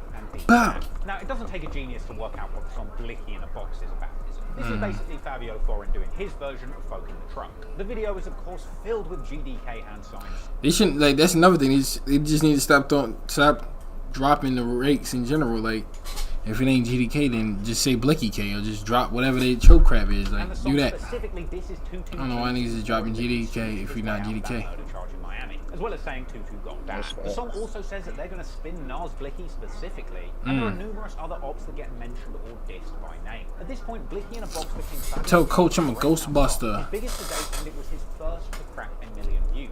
So you can't say repping GDK doesn't give you some clout. Shit, at a certain point it makes me want to start throwing up GDK. But for the record, when I... Yo, what? What did this white boy say? Run it back. Repping GDK doesn't give you some clout. Shit, at a certain point it makes me want to start throwing up GDK. Yo, what? What did he say? Yo, what? This thing saying anything. I'm only referring to the gangster disciples in Dalton regions. That's just facts. That's for the record. Yo, he just making fun of it like it's just like, yo, like this not real life. It ain't crazy. Anyway, much like Chef G did with No Suburban, despite the music video for Blicky in a Box being filled with people throwing up GDK signs and calling out rivals by name, Fabio also maintained that this was not a diss song. Is it Joe rap? It's Joe rap. I don't diss nobody.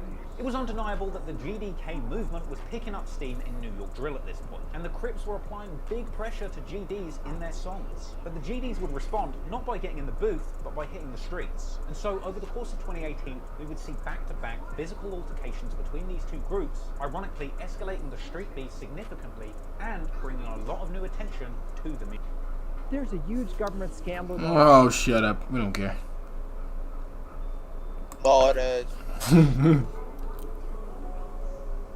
In late March 2018, Chef G goes live from a hospital sporting what looks like a nasty head injury.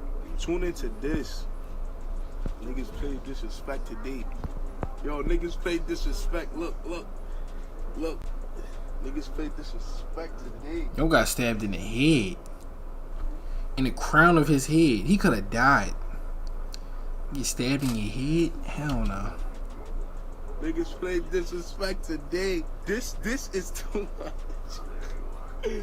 This is too much now. Despite Chef G's good-natured demeanor, he had been stabbed in the head. He required staples in the wound, and they had to cut off his braids. Chef would go on to downplay his injury in a Mel's TV interview, just saying that it was some regular shit. So why the video made it look like you had a big flash on your face or something, like, you know what I'm saying? That's true. Blood leaked down. So you gotta let the people know yourself. Yeah, but that's regular shit. That shit that happened like on a daily. Yeah, street shit. This was like, that was fun to me. It was fun to me. I'm laughing on loud. Like, yo, he also downplayed it in a Vlad interview. I got cut in my head. Oh, so someone went up behind you and actually cut you. I got cut from the back of my head. And in a This Is 50 interview. I got cut. I didn't get stabbed. Okay. I got cut. Same like thing. A slice. No, it's not the same. Stabbing is somebody juke you feel me? Okay. A slice is like, you feel me? Now, with this super tough guy act, it's no surprise that people were commenting things like, when Chef G got stabbed, the knife got rushed to hospital and put in a coma. But the reality is, this was a pretty nasty and violent altercation that most likely was a direct result of the attention that Chef was bringing to himself through this musical beat. Now, in that This Is 50 interview that occurred sometime after this interview, Chef G actually did break down some of the circumstances that led to this altercation, explaining that he'd been caught lacking by the ops when he'd gone to check in on probation. I was at probation. In Brooklyn, they put everybody on probation at the same building. So you gonna run into everybody in Brooklyn or whatever, whoever got probation that same day. I was in front of the building, I got into an altercation, got into a fight. But I didn't know I got cut until after I seen the blood leaking. That's how I know I got cut. Also, for the record, this interview contained a bizarre moment where Chef G was on his cane. got a name now. Nah, this is for me. Everybody from Brooklyn, let me make this clear. Y'all, Please for make me, it clear. Help us out. everybody from Brooklyn knows what the king means in Brooklyn. I ain't gonna explain. You gonna leave it right there? Yeah, you gonna leave it right there. I don't know why that's funny. That's kind of cool. The Crips, you know, they work at paints. Is that Crip? Pimp. This white boy don't know nothing, yo. He look like he's oblivious to everything. I mean, the first Crips walked around with canes and Kangos. Like, they look like pimps. That's how they was. I want to do a video like this, bro. I don't got the energy, yo, to really look at, like, he finding old tweets, old videos. Like, I don't really got the energy to go look at another man's life like that, bro. He dug deep. All the way back. Found live videos, all that. It's like all the Crips just got together and agreed that they would have a bunch of secret Crip jokes that they would do at interviews. I just love it. 823 million. Anyway, this isn't definitively proven, but a well-circulated rumour going around online seems to suggest that the person responsible for stabbing Chef G in the head was none other than Nick Blicky. And Greasy Blicky fueled these rumours further after appearing in a live where he seemed to suggest that the Blickies had taken responsibility for what happened to Chef. Well, niggas forgetting that niggas stabbed that fat nigga Chef in his fucking face. I don't know why niggas forgetting that. Blicky gang made his pussy ass cut his head. Perhaps because of this incident, or maybe some other unnamed legal repercussions relating to I got wings. Hold on. Whatever, I got wings right here. Forced to go quiet both musically and on social media for a period of 6 months. So much like in 2017 when the GDs had lost 2 Gs, in 2018 there was a long Niggas had brought me wings. Oh my god. which the GDs Go get some. How about you? So the summer of 2018 was hot for the GDs both in the streets and musically. 22G's upped his output, dropping numerous songs and music videos, hard-hitting tracks like Blicky to Blicky and Why, but then in October, Chef G would return with some very savvy business moves. Chef decided to drop numerous music videos on British hip-hop platforms that had been supporting the UK drill movement like Press Play. This is one of the few platforms that's kind of like a British UK drill version of Worldstar or Lyrical Lemonade, only with a lot more balance. Chef even took this British fan base finesse a step further by doing a collab with a bona fide UK drill artist called Taze. Now to me, this was a very smart business move by Chef. Oh yeah, smart. It allowed him to very quickly build up a massive international fan base. If 22G's was the pioneer of importing the UK drill sound from London to New York, then Chef G was the pioneer of re-exporting that Brooklyn drill sound back to London and building up a massive fan base in the process. Chef G even said himself that this strategy resulted in him having as big of a fan base in the UK as he had in Brooklyn. And I can attest to that because we fuck with Chef G here in the UK. In a way, it all seemed as if Chef G was truly trying to make the best and smartest career moves that he possibly could to ensure that his legit career as a rapper could eventually keep him out of the streets. And the timing of this made a lot of sense because also in October 2018, a prominent leader of Chef G's 8-Trade Crips was convicted of a murder charge after a big racketeering indictment. Larry Paggett, who was said to have been the leader of the 8-Trade Crips, was said to have opened fire in a busy hookah bar on behalf of the gang, killing his opposition and wounding an innocent bystander in a brazen attack recorded on CCTV and shown to the jury. And that club looks small. Explicitly documented the ongoing feud between the 8-Trade Crips and the folk gangs of New York, the GDs. So with the inner details of this feud making its way to federal investigations and courts, the likes of Chef G would be pretty wise to have their legitimate music industry business handled in order to keep them out the streets if a federal indictment ever comes their way. And perhaps around this same time, 22G's also had the same idea. Because meanwhile, also in October, 22 ended up signing himself a deal with Florida rapper, irresponsible gun owner, and Donald Trump's newest homeboy, Kodak Black, joining his Sniper Gang label for an undisclosed amount. Blicky the Blicky the Blicky. Sniper Blicky, man. Blicky the Sniper. Sniper. Gang, gang. You heard that? Sniper the Blicky. Blicky the Blicky. Twirl on y'all ass. Stop playing. Oh. Kodak and Tutu go on to drop their joint track Spin the Block together, and That's on fire. on Tutu in a big way by getting him opportunities to perform bigger and bigger concerts.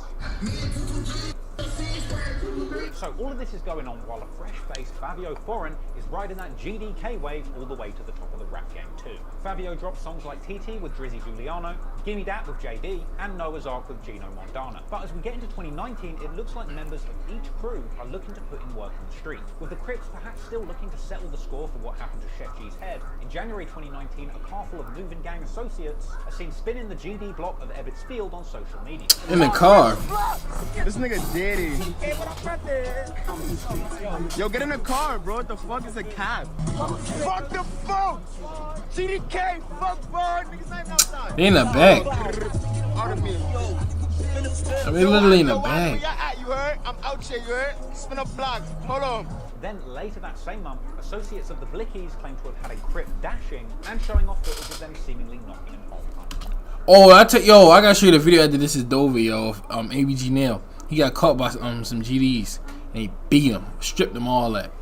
So the Blickies be really like, they got in the streets. The Crips, they got in the music. Come on, Sleek. Come on, Sleek. What you doing? And we just knocked your mans out. Molly, this is your phone. And we just knocked your mans out. Look at your mans. Woozy. Look at him. He can't even get up. Dropped him. Look, he can't even get up. Slick with the duck ball. Your man's can't even get up. Your man's can't even get up. Help, I'm falling and I can't get up. Help, I'm falling and I can't get up. Oh. Come on, look at him. He still can't get up. Look at him. Leg on your man. What's popping? I'm from the Bill. Stupid, wrong answer. And for some, the heat on the streets becomes too much. JD ended up on the live with Nas Blicky a year after making Blicky in a box with Fabio Foreign, saying that he's not really GDK and that he's just beefing with Nas Blicky specifically. Everybody mad I said that. It's whack. It's boring. I don't want to say that no more. GDK is boring. It's whack. You can't be. What are you talking about, bro? You GDK, bro. Don't make it seem like on social media you not GDK. That you see a GD nigga, you trying to do it, bro. Don't do none of that, bro. You GDK, stay fucking GDK, nigga. Stay how you fucking is. But he later backtracks, drops a song saying GDK and dissing Nas Blicky anyway. Look, you saw him. Look. I told you. Look, he Crip now. But he later backtracks, Watch drops this. a song saying GDK and dissing Nas Blicky. Look, you see him? Look, he blue flagged up now. Hey, what the like dummy? Just changed like that. Eventually, the ops collide once again. This time in April 2019, when Chef G gets confronted in a courthouse by an op recording on Facebook Live, a clip which I can't show you in full due to YouTube's community guidelines, but Chef basically just beats the guy up on the spot. Top out, man. You heard me. Now, after this steaming mess had played out on Facebook Live, Chef G decided to jump in the back of the cab and react to this hilarious situation in a social media clip that eventually made its way to Mel's TV. As y'all can see in the video, your boy ran up and got punched up. Him and it was two of them, both of them, punched both of them. Boop. I didn't even know boy was live. I didn't even know he was live. Punched him out. Are you fucking dumb? Do you know who I am? How you gonna run up and get done up on your own live? Like, big up yourself, cuz. Like, why you ain't punch Chef G? I didn't get hit not once. I didn't get no hit. I wanted to get mad. You know, you get hit, you get angry. I didn't get, yo, Froze, I told him, I said, yo, come outside so I could rip you in half outside and kidnap one of y'all. I'd probably try to kidnap one of y'all on my life. And at a certain point, yo, what? Miami Zombie on Crip. Yo, on Crip, look, this on my life. I tried to bite the nigga face off, the first little nigga that had the braids. On Crip, if I had more time, cuz, if I had more time, I would have ripped out of, yo, cuz, I'd probably ate both y'all alive, nigga. No homo, nigga, on the gods, nigga. Yo, what? What? Just be on that other shit. You gonna bite his face? You know what I see that's different than New York and Baltimore? See how every time they catch somebody lacking, they always fighting. Mm-hmm. In Baltimore, they shoot, so it's like it be like it ain't no live. Yeah, they would have been dead. Yeah. Like that's what I'm like, yo, that's the only reason why New York rappers can get on with that beef stuff. Because if you drop a song like, I say like somebody drop a song just in the whole neighborhood in Baltimore, you're not going to live there hopping on Instagram Live. You might get one that same day the song drop, but right after that you getting popped. Real. I don't know. That's why I said there'll never be like a Baltimore drill scene, because you wouldn't last to the second song. They gonna get you gone every time. No point. Clip that nobody has ever run up on him in the streets of New York, and that his ops cannot say the same. No op ran down on me in the streets of New York City in my whole entire life. Nobody ever shot at me. Nobody ever shot at me. No op ever pulled a gun and shot at me in my life. Never. Y'all cannot say the same. I was chasing them. You never fucking chased me. Fortunately, as we go into 2019, both the Crips and the GDs on both sides of this battle were able to stay much more focused on the music than on the streets. Perhaps it was partly as a result of increased police activity, but either way you look at it. Alright, so you can't even have a gun out in New York. It was the year the Brooklyn drill exploded into the mainstream music consciousness. And it was at this point that a musical gold rush flooded through the streets of New York, taking anybody with a gang affiliation and a half-decent flow right to the top. Facts. Salesforce Essentials makes it easier for your business to adapt to evolving customer needs in an increasingly digital work. The rap game. Now, Pop Smoke isn't a huge part of this story in the street, but what he did to bring Brooklyn drill to the mainstream of the music industry had an enormous... Alright, shit, without Pop Smoke, then a lot of them wouldn't be mainstream right now. It was in April 2019 that Pop Smoke released his breakout song, Welcome to the Party, which blew up big worldwide and ended up getting all-star remixes from the likes of Nicki Minaj and Skepta in it, with Pop Smoke, of course, throwing the 9-2 from his beloved 019 Crips on every cover of that project. Welcome to the Party was followed up by Pop Smoke's debut mixtape, Meet the Woo, which included his future smash hit, Dior. And in August 2019, Pop Smoke's Meet the Woo mixtape ended up landing on the Billboard 200 charts at 173. See, looking back at just how big Pop Smoke got after he died can be a little bit misleading, because if you compare Pop Smoke's insane posthumous debut album release to anything else by any other New York driller, Pop Smoke stands head and shoulders above everyone else. But you've got to remember that Pop Smoke only really got his flowers after his death. I mean, get this, the track Dior that everybody loves, that's so famous for being a Pop Smoke hit, never even charted on Billboard whilst he was alive. So even the simple accolade of making a mixtape that even gets in at the bottom of the Billboard 200 is a groundbreaking look for the New York drill scene as a whole. Doesn't matter whether you're Woo or Chew, Crip or GD. Pop Smoke's success brought a huge amount of outside attention to all of the artists in this Brooklyn drill community, elevating the entire scene as a whole, which in turn helped the rapping Crips and GDs on both sides of the fence build successful bodies of work music. So in Brooklyn Drill, 2019 was really all about making the most out of the opportunity that you had and going mainstream. And one of the biggest success stories to come out of the Brooklyn Drill scene over this period was, of course, fellow woo-banging Crip and close friend of Pop Smoke, Fabio Foreign, who released his breakout track, Big Drip, in June 2019 as part of his debut EP, Pain and Love. You can't even lie, bro. Big Drip, I'm in love with the Hey, that song was fire. That song was fire. I can't even lie. Man, a lot of y'all, the whole world turned GDK when that song came out. Everybody was driving the race. It was crazy. I saw little white girls and what's the name in the hills of California dropping the race. I was like, oh my god, he took GDK to a different like movement. The music video for Big Drip Viral. August 2019 and it went ham. Today that video sits at over 60 million views on YouTube, and Big Drip became a monster hit for Fabio Foreign, eventually getting an all-star remix including two of the biggest hitters in the rap game, Quavo and Lil Baby. That was Lil Baby's worst verse on a feature ever. Yeah, and elsewhere in this garbage. Radio-friendly hit, Fabio No, it's not worse than YG. What? Oh, Lil Baby did a song with YG Tech? Yeah. It was that bad? Yeah, because I never even heard of it. Damn. Oh, I gotta listen to that. Big Drip was followed up by Jumpin', another big jumping. You don't want to see the jumping. I see the I be gonna jumping. I'm in here jumping. Hey. And he's not on nothing. Fabio's incredible 2019 run culminated in him signing a record deal with Columbia worth reportedly over 7 figures.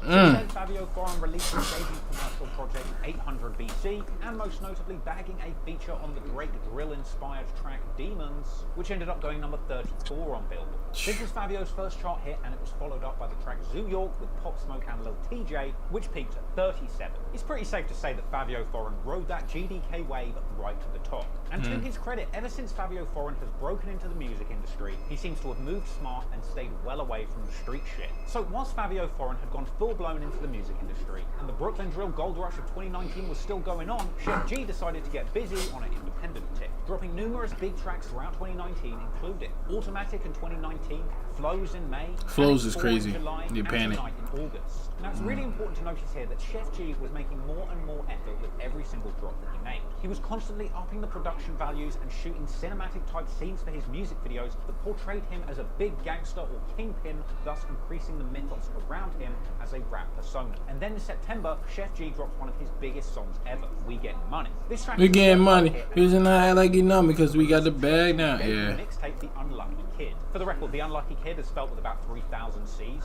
Just to let This man switched the K to a C on only 2 words. Now, Chef G put himself in the position to win big with his actions in 2019, but of course not far behind was our old GD pal 22Gs. He dropped a music video for the track Shoot 'Em Up in May, seemingly filmed while he was off getting that tour bag with Kodak Black. Then in June, 22 drops the first single from his upcoming mixtape, a track called Crime Rate, where he appeared in the video showing off an impeccable six-pack, proving to the world that when he's not on the op block applying pressure, he's at home doing crunches. This leads us to July 2019, where 22Gs releases his debut mixtape underneath Kodak Black's Sniper Gang label, Blicky Tape. Blicky Tape. This came along with a music video for the track FMs and Blickies. A music video Blickies and sticky. Kind of disappointed that he didn't take a leaf out of Chef G's book, grab a few extra scenes of that car wash and make a GD remake of The Wash. After that, in September 2019, 22G's followed up with King of New York. A bold music video where he even appeared hanging out of a white BMW, just like the ones that he did the dash from the cops in back in Miami. Also, for the record, that car is very clean. And after that, 22G's takes a page out of Chef G's marketing playbook, releasing a song on British rap platform Mixtape Madness. However, if you ask me, he kind of took an L on this one, because the song that he dropped was called So Brooklyn, not really going to resonate with the UK audience. But to make things even worse, he wasn't even rapping over a UK drill beat. So this didn't really have much of an appeal to a UK audience, unlike Chef G's UK uploads or even 22G's earlier work where he was rapping over UK drill beats. As a result, So Brooklyn kind of flopped in the UK, and it didn't really get the views that it maybe deserved. But that didn't matter, because 22G's had numerous other bona fide hits under his belt from 2019, and at this point both 22 and Chef G could legitimately say that they had successful careers in the music industry and didn't need to gangbang anymore. They had the best opportunity they possibly could. He said don't need to get what? on the streets for good and leave their past lives of violence and crime behind them. No. Don't just hop out because you rich. However, unfortunately, Man, say anything. soon catch up. But this time, it wouldn't be an op causing issues for the drillers, it would be the cops causing issues for the drillers. As in October 2019, due to the previous violence in the street associated with these drill acts, the NYPD stepped in to put the brakes on the music careers of everybody involved. As 22G's, Chef G, Pop Smoke, as well as Gorilla Stone Nation affiliated rapper Casanova and Highbridge affiliated rapper Don Q were all barred from performing at hip hop festival Rolling Loud in New York due to fears of violence. This was a very bad look, and it really changed the tone going forward. You see, this is a problem that we have in UK drill too. You've got somebody that might be considered a gangster, maybe they've got a bit of a past history in the street, but they begin to tell their stories through music. As a result, they get fame and fortune, which means that they don't even have to be involved in a legal business anymore. Right. However, for one reason or another, the police come along and try and put a stop to their legitimate legal music activity. And they even attack the platforms, festivals, or organisations that are giving these guys an opportunity to develop their careers and make money. They cancel their shows, which has the unintended effect of pushing people back into the negative circumstances that they were trying to get away from through music, essentially starting the cycle over. So once the NYPD stepped in and said that you guys cannot make show money, at this point the beef started to get reignited.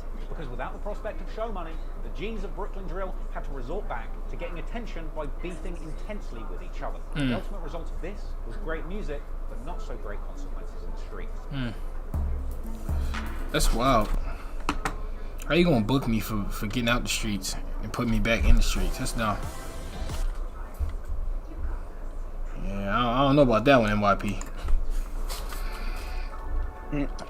Y'all looking bad in this video. 2019, Chef G dropped the big track. Oh yeah, Philly was fine. Certified street banger, which positions Chef G as the big old Crip, riding around Brooklyn in his big old rolls with a big old Crip cane looking like a spouse. Meanwhile, 22G's revived the very song that got his career started in the first place with the big release of Suburban Part 2. Now this was a massive banger. It had a ridiculous beat by UK drill producer Ghosty, which in my opinion hit harder than any song 22G's has done up until this point. 22's flow on this track is amazing, and he's spitting straight grease about shooting up ops cars, leaving them like Swiss cheese, and then paying his lawyer to spank that charge. He specifically disses an op named Morley G from The Woo, saying he got beat up with a chair on live, a reference to this incident. Beat up like Molly. Beat up like Molly. Guidelines, but it ain't pretty. He also drops lyrics referencing pulling up to Drill's 2 shooters 1 driver and shooting guns out of the sunroof, which is very much worth remembering for later. In fact, 22G's even later appeared in a genius lyrics annotated video for this song, looking like a straight up demon, basically saying that you need a lot of money if you want to commit moida. Chill out, bro. They get blasted, lawyer gonna spank that charge. I mean, y'all hearing this from a guy like me who had legal situations in the past. You going into a murder or any type of serious felony case for the public defender, you're gonna get the short end of the stick and shit ain't gonna come out the way you want it to, so you probably should invest in a lawyer. If you ain't got the funds to do that, then you shouldn't be out here committing no crimes, you feel me? But it wasn't just 22G. Hey, that's what a lot of people need to hear, yo. You ain't got the bread, you shouldn't even be out here doing nothing you gonna need the bread for. That's a fact. Cause you out here spending every day, you ain't got no money for a lawyer. What are you spending for? Waste money.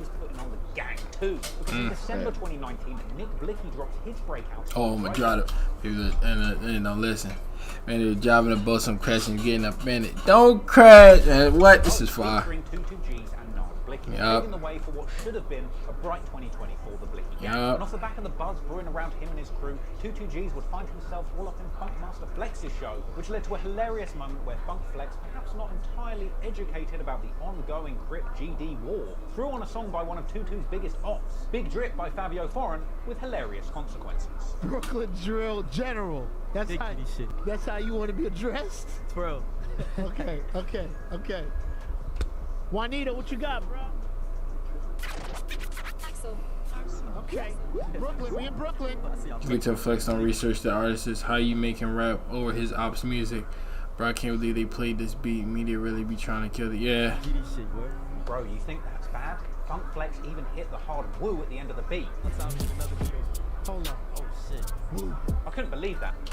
Yo, woo while he was performing. Oh, I'd have been like, cut the beat off. I'm done. I'm walking out. That's so disrespectful, you know what I mean? Lucky that he didn't get his mouth out open for that one. Anyway, while 22G's is returning to his UK drill roots with tracks like Suburban Part 2, his main op, Chef G, is prodding him in return. In April, Chef drops the track Moody, which features a lyric saying that their new shit sounds like his old shit, perhaps a reference to 22G's himself ditching and then readopting that UK drill sound. But on that note, thankfully, Suburban Part 2 was only a taste of what musical fire was to come from 22G's in the form of his next full-length project, Growth and Development, which released on April the 10th, 2020. Growth and development is of course a well-known catchphrase amongst gangster disciples, which actually comes from the days when the old GD boss Larry Hoover tried to rebrand the gang as a self-improvement organisation from jail back in '96. Anywho, 22G's appeared on the front cover of Growth and Development, throwing up that GD pitchfork just to let you know that this is gang. Oh, watch it real quick. More importantly, to my absolute delight, the entire project was produced by UK drill beat-making legend Ghosty. For the drill rap scene, I definitely put a stamp on it. When we talking Brooklyn drill, you need the UK beat to go with it, and that's what I did. So that's why I'm the leader of the Brooklyn drill scene or whatever. Shout out to Ghosty from the UK, definitely. Once I heard that pack of beats he sent, it was like 80 beats. It was crazy. It was like, I just felt like the old Tutu again. The same day as that project drops, 22G's also releases the music video for his track No Questions, probably my favorite track off the tape, just saying, mainly because it's one of the most high energy drill tracks I've ever heard. But to be fair, another close contender for best track on that project is Cash App, a track all about paying your hitters through everybody's favorite convenient hitman payment app, Cash App. On that project was also the song Careers, where 22 basically calls out all of his ops for launching their careers off the back of beefing with the GDs. In fact, 22 would later call out everybody who this song was cryptically referencing by name in an IG live whilst listening to this song. Pop Smoke, Fabio Foreign, Chef G, JD is mad at them niggas, you heard? Come on, I've been holding it down. Stop sucking my dick, nigga. Naturally, bringing back this kind of toxic op-baiting energy to the Brooklyn drill scene didn't go unnoticed. And on the 8th of May 2020, following the raucous release of Suburban Part 2 by 22G's, Chef G came through to bless fans with No Suburban Part 2. And ladies and gentlemen, this was yet another big banger. The beat went hard, the hook and the concept was just dope. No Suburbans who spinning. Don't see no Suburbans who spinning. Chef's flow on the track is just crazy. And of course, it's full of cryptic and not so cryptic references to his GD ops. Referencing taking off GD black flags, sneak dissing 22 for supposedly snitching in Miami, he flips 22's Mata line, and unlike No Suburban Part 1, where Chef G denied that it was a diss song, or No Suburban Part 2, Chef G confirmed in the lyrics that this was a diss track, not a song. Clearly, this direct attack to 22G's got under his skin. So 22G's responded to one of Chef G's posts promoting No Suburban 2, exposing Chef G for supposedly getting robbed in LA and his homeboy Sleepy for getting shot. From here, Chef G and 22G's went back and forth in the comments, with Chef saying rather hilariously that he's going to put 22 in his pocket and walk around with him in there like an iPhone 5S. That's a good one, to be fair. That's quite a good one. 22 replied to this with the less hilarious but more ominous RIP Chef G, with Chef responding by saying that he will slap the dookie out of 22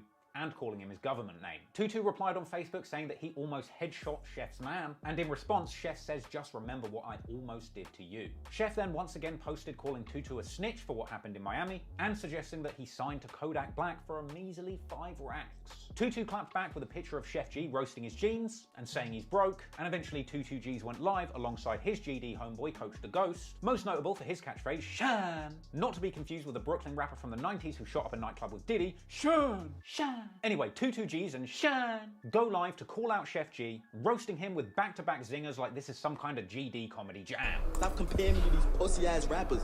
They all teamed up to go against me, and I'm still here. Can't even fucking run for me if I ran down on you, pussy. Whoa, no, they go Coach. Nigga, your drip is off. You never popped out nowhere, nigga. I come home, the nigga make a welcome home. Like, nigga, you want me to be in jail? The fuck, nigga? Money don't make you real, so stop playing this money shit and you don't have more money than me, bro. Tutu also defended himself against the ratting allegations. Y'all keep saying this rat shit, bro. Show me where I ratted at. How did I rat? Please. Please. How did I rat, bro? I never personally say Chef G ratted if he ain't rat, you heard? But eventually he got to it, saying that he hadn't dissed Chef G for over a year, and suggesting that Chef G is dick riding him for clout. He is. And I mess with Chef G, but that's exactly what's going on. Dick riding, you heard? Boy, be space, stick riding. Like, stop dick riding your fat ass. You not lit.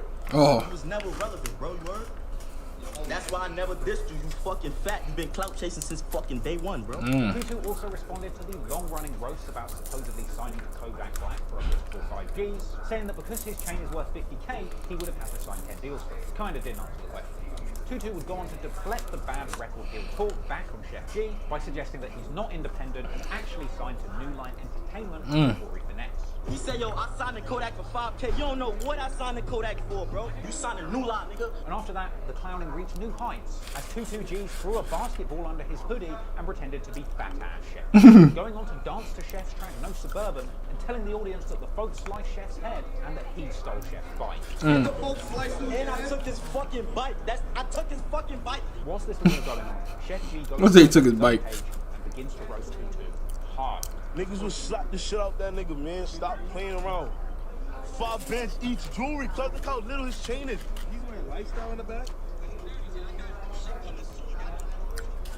I ain't gonna front. I'm giving that little nigga too much clout though, son. Chef proceeded to air out 22G for being broke and signed to Kodak, suggesting that Tutu couldn't even show 5 bands on camera right now. This nigga got 5 bands and piece chain on his.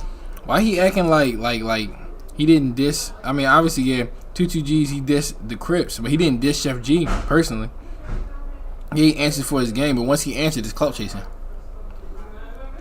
Cause he ain't had to be the one to answer. It could be anybody. He chose to diss him directly. He dissed the Crips. He could just diss the GDs. He came to 22Gs directly.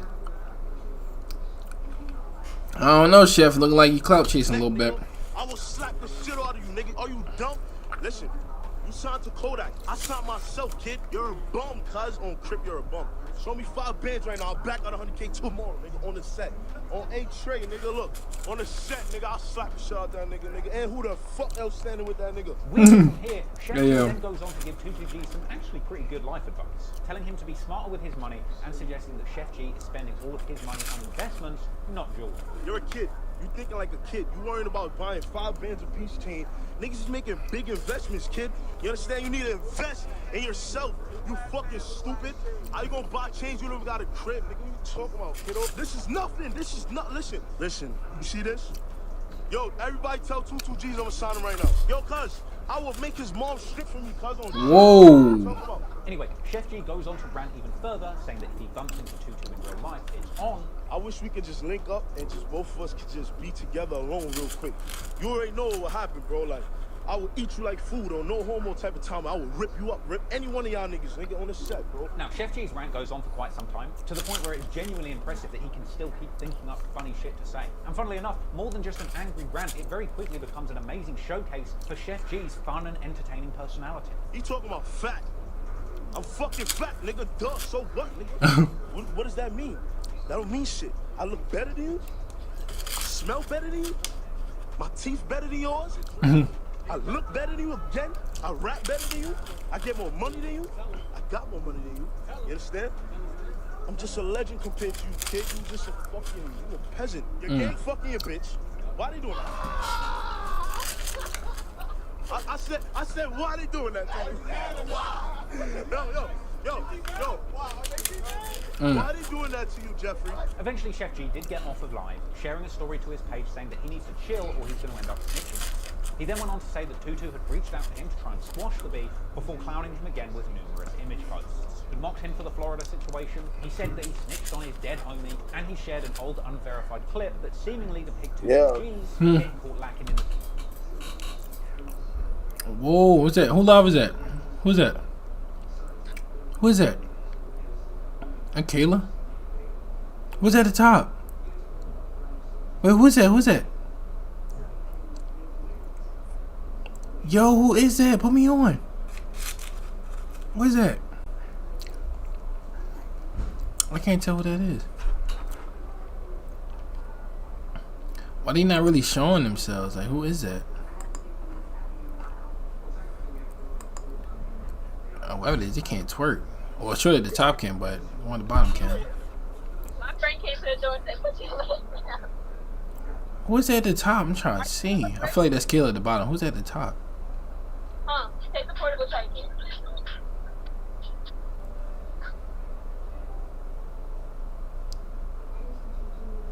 Yo, oh, the camera. Like, oh, who is that? Who is that getting federal? Dummy, look. Who is that? We're getting dumb federal now. Oh my god. In the streets and doing the dance. Now, Tutu responded to this in yet another live, saying that Chef G had dissed him on Clout and naming all of the songs that Chef G had dissed him on. Now, this live was then met rather hilariously with Chef G getting all up in the comments saying that 22Gs had just been trying to get in on FaceTime. All y'all niggas diss me for clout, bro. You feel me? Flicky in a box, Flicky's funeral, no Suburban. You feel me? Big Op America. I'm still standing, bro. Now, over the course of this long, ranting live, Tutu continues to call out Chef G over and over again for copying him for Clout. Meanwhile, Chef G is in the comments clapping back with insult after insult. Chef G even calls out 22Gs for looking nervous, which elicited a pretty strong response from Tutu. I'm never nervous, nigga. Never been nervous. I never been nervous my whole life. I've been through too much to be nervous, bro. Anyway, Chef asked numerous times to join this live, which didn't happen, sadly. Chef also hinted numerous times at having done something ominous to Tutu in the past, and at a certain point the fans even started getting on 22G's ass for not having the balls to let Chef G into the line. Hell, even at a certain point, teenage sneaker and apparently gang warfare connoisseur Benjamin Kicks. Dummy, who are they? Which one did the bottom? Is that T-Baby? Pew. Hey, just proving she a smeeze, man. That's what happens when you get blocked. Get you to look at her the whole time. She went and put her face in the camera. Yeah, I see what it is. Smeeze. Comments to go DGs even further into gang violence. My son Ben Kicks under here. Shout out Ben Kicks. We twirling heavy, son. Anywho, of course, Chef G didn't get invited in, and once again decides to start popping off on his own live once again. I gotta go live. I ain't gonna front. He chatting. Yo, all shit. Everybody tweeting. Fuck that nigga live on Crip. That guy tweeted over here. See, the thing is, this kind of was good for everyone. All of this brought a whole bunch of extra attention to both rappers and their music, but after all was said and done, it would turn out that Chef G had played 22Gs like a bit of a fiddle at this game. Because 22Gs was all up in his feelings, reacting very angrily to No Suburban Part 2, he leaned into this beat that brought a whole bunch of extra attention to the situation, and Chef G used all of that extra attention as a perfect lead-in to his next mixtape, One and Only. This dropped around a week after this bitter public feud, with all of this extra fanfare contributing to Chef's project landing at number 99 on the Billboard album chart, with it eventually even peaking at position number 13 after 3 weeks on there. Fair enough, that's a bigger debut than Pop Smoke was getting when he was alive. Yeah. Now, 22G's broken development project might not have charted, but it was definitely well received. Both artists had made a huge amount of noise in the streets of New York off the back of this very public feud. And whilst that was going on, Fabio Foreign had gone completely clear into the industry, landing himself a spot on the prestigious XXL freshman list for 2020 and getting as far away from the deadly beast in the streets of New York as possible. Now, I really wish at this point I could have said the same thing for Chef G and 22G, that they both just took their teams, went mainstream in the music industry, and just lived happily ever after. But unfortunately, that was not the case. Amidst the backdrop of a deadly pandemic in 2020, Brooklyn drill would become as deadly as it ever had been, with a tragic string of events unfolding that would see GDs and Crips losing their lives. We braided her hair about 30 days ago, and I wanted to show you our results. Pew. Look how much her hair has... 2020 was a devastating year for all sides in the Brooklyn drill movement. In February, Pop Smoke was killed, ironically in a home invasion carried out by Crips in Los Angeles, completely unrelated to the New York Crip and GD or Wu and Cho beefs. And whilst most of the hip-hop community and drill community were devastated at the loss of Pop Smoke, not long after the news broke, Cho GDs like Nas Blicky were caught on social media in a celebratory mood, dancing to Pop Smoke's music. I just think it's important to point out that a lot of the people in the comments of this clip can't help but sound the fact that this supposed off just so happens to know every single word to Pop Smoke's song, which says a lot about the impact that he had on both sides of the fence. But anyway, jump forward to March 2020, and 22Gs drops his groundbreaking Sniper Gang freestyle. Oh yeah, that was crazy. Becoming one of his most iconic songs and sitting today over 17 million views on YouTube. That's on fire. Of course, talking mad reckless on this track. He says he kills people and raps about it like Melly. He hinted that he robbed A Boogie's High Bridge crew, and this is the Wu Bloods D-Sab JD, as well as formerly Wu Blood rapper 6ix9ine, who later reacted to this clip with DJ Academics in an IG Live, clowning High Bridge for getting robbed by the Blickies and asking Academics if he doesn't like him anymore after this track. Niggas robbed High Bridge for their chain and shot the niggas from High Bridge. I don't know. I like what he does you. Dude, they shot High Bridge and took their chain in Florida. Be honest, when you heard this, you didn't like me no more? Yo, and 22G's, I met him in LA. He's real. 6ix9ine even reacted to 22G shouting out his old blood homies D-Sab and JD, and then kind of hilariously pressed DJ Academics for not showing them respect. JD, not D-Sab, and especially not that snitch nigga. Yeah, he does JD and D-Sab. Remember it's stupid when I said JD, D-Sab is my guy. Wait, you don't want to beef with them niggas either. Say sorry to them. To who? To JD and D-Sab. Say sorry to them. D-Sab and JD. Man, I don't even know why niggas man shit name. You stand up individuals. I like y'all. So, the Blicky GDs are out here bringing a lot of attention to themselves. There's rumours around this time that shootouts with rivals are becoming a regular occurrence. Obviously, the biggest targets for the ops are the big names that are associated with the Blicky gang and their musical movement. And unfortunately, it doesn't take long before a big name in this scene has their life taken away. 4:43, breaking news out of Brooklyn, where a popular rapper was shot and killed overnight. Nick Blixey was oh my God. Yeah, you call that man Nick Blixey. With gunshot wounds on Winthrop Street in Prospect Lefferts Gardens. A picture from Instagram shows the rapper, who has tens of thousands of followers, a 21-year-old artist born as Nicholas Thompson, was shot around 9:30 last night. Tributes poured in from the hip-hop world on social media for the Jamaican-American artist. He was set to release a mixtape on June 6th. The NYPD has not released any information on the search for suspects. Yes, on May the 11th, 2020, Nick Blicky was shot dead in the middle of the street, just blocks away from his Brooklyn home. After this, we saw fellow GDs like Nas Blicky mourning their deceased friend, and we also saw Crip ops like Chef G clowning on Facebook and seemingly laughing on IG Live. Yo! From here, the feds even start looking at the Wu and Two rap beef and the Pop Smoke connection as a result of all these ops floating online. The cops do eventually catch up with the suspect who had fled New York to Philly after the murder happened, a man named Caleb Green, who had actually already been convicted of attempted murder back in 2017. Apparently, he'd been caught on surveillance video wearing a distinctive patterned hoodie, bronze sneakers, a distinctive globe tattoo on his arm, and more importantly, a blue Crip bandana. Now, from what I understand, this case hasn't actually been to trial yet, and the man accused of killing Nick Blicky is still sat in jail with a mainly empty GoFundMe currently active. Within days of the slaying of Nick Blicky, opposing Crip neighborhoods like Canarsie were apparently shot up numerous times, and multiple individuals were murdered in areas with affiliations to this feud. This includes a 16-year-old boy who was shot dead in Crown Heights on May the 12th, another shooting which occurred in the Wu-associated 90s on May the 14th, where a man was shot in the chest after an on-foot confrontation near East 93rd Street and Clarkson Avenue. Dang.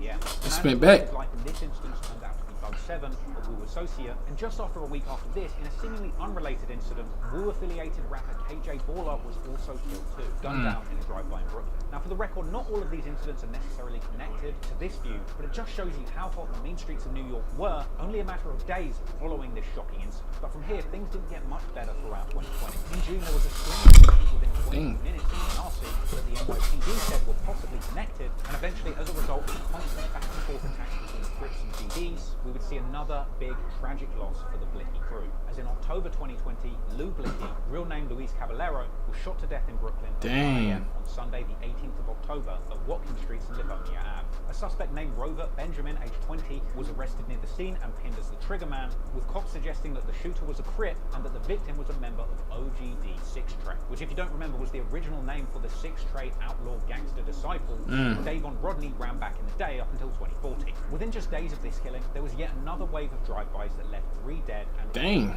with some of these incidents being linked to the ops of the GDs, including this one, which left 1 man dead and 5 injured when a group of 3 gunmen opened fire from a white BMW 5 Series. Remember those? Apparently, they were rolling 2 shooters, 1 driver, with all 3 individuals. 2 shooters, 1 driver. They gonna kill that boy. Driver's side window, the passenger side window, and neighbor's sunroof. And we've got breaking news in Brooklyn where 5 people were shot. The gunfire Dang. erupting just before 10:30. It's getting hot up there in New York. Video shows the scene on Hawthorne Street in Prospect Lefferts Gardens. Police appear to be carrying one victim. Eyewitness News reporter Derek Waller has the details from Prospect Lefferts Gardens, Brooklyn. This video would take forever to make. Shout out to this dude for doing it. Shooting from a moving car here on Hawthorne Street last night. Neighbors say it sounded like a war zone. Police say 3 gunmen opened fire from a moving white sedan. One of them even popping out of the sunroof. Today, shell casings were everywhere. Investigators with evidence bags. The shooting likely gang-related. I saw somebody injured. He was like on the floor, on the ground right there. And a guy was like bawling his eyes out. Oh, she's snitching. It's horrific.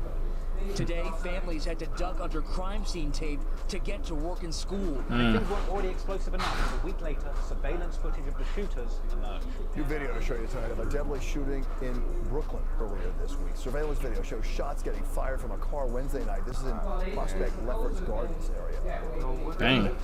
Are seen firing out the windows on the driver's side and also out of the sunroof. 6 people were shot. One of them was killed. He blinking. Why? Anyway, from the streets, back to the music. On November the 27th, 2020, 22Gs would finally release new music. This came in the form of his hard-hitting tribute track, Forward Blickies, which pays tribute to his recently deceased brothers. But naturally, not everyone can be so respectful. In December 2020, Blood Woo rapper 1090 Justo B chased Clout by spraying GDK onto what appeared to be a headstone in a graveyard whilst insinuating that this was Nick Blicky's burial site. Now, it would turn out that this was just promo for his new music video, Breaking the Grave, and this wasn't actually Nick Blicky's grave because he'd been cremated anyway, but it just goes to show you not only the lengths that people will go to disrespect their ops publicly, but also the lengths to which people will go to get clout. And in many ways, that's the problem with Brooklyn Drill. It's all about, and it always has been about, just saying the worst things possible on a drill beat to get attention. Whilst the war between the New York Crips and GDs was still raging, in August 2020, Fabio Foreign went to Chicago with King Von, a Chicago black disciple who loved shouting GDK. And he didn't make it. Oh my God, they going viral. And I got that J on. They going stupid, nigga. Big GDK. Yeah, Like BK heavy, nigga. It's like BK heavy, nigga. I ain't never been nowhere like this, nigga. This shit crazy. Bow! It's like everybody says the same thing. Fabio Foreign had truly built his entire career off of being big GDK. And it worked. I mean, in many ways, it was actually a genius way to rapidly build up a fan base of the kinds of rap fans who love Chicago drill. They already know and love the GDK catchphrase from all the Black Disciple rappers that they loved. King Von, Chief Keef, Lil Durk. They all bang GDK with pride. So when Fabio Foreign came out with Blicky in a Box and started repping GDK hard, he activated a huge swell of rap and gang fans that already had an affinity with the GDK movement. However, unlike 22Gs and Chef G, once success came knocking, Fabio Foreign seemed to be able to stay out of the streets and stay focused on the music. So 22Gs and the Blickies were dropping music as well as beefing in the streets. And Chef G also dropped music frequently in 2020. Tracks like Lights On, No Negotiations, and Mistakes, the last 2 coming from his Proud of Me Now project. All of these guys played a huge role in turning Brooklyn drill from just a couple of diss tracks back and forth between gang members to a fully blown music scene where everybody involved had a chance to make $1 million legally. Facts. The sad thing is, even once everybody involved had reached this point in their careers, there just seemed to be no way that those involved could leave things in the past, set this beef aside, and focus on the bright future they had ahead of them. In many ways, the saddest thing is that a lot of the young, impressionable men that got involved in this beef didn't even realize their full potential. They didn't even realize how far they could have gone with music. Man, if everybody would just stop beefing and they just all came together and made one like collective album, just from both. Oh, that thing would bang. #1 album. People are not asking the right questions. They're not asking the right questions because they kind of. They say Pop Smoke was shot and killed during an early morning break-in at a home in the Hollywood Hills. Martinez was not stabbed or shot, but bound and his feet cemented before being thrown into the city waters. Sunday night, an argument over a parking spot left one man dead and led to a confrontation with police, leaving a second man killed. 19-year-old Jeffrey Alexander allegedly shot and killed 30-year-old Ladarian Tyrell Phillips of Homestead. Today, shell casings were everywhere.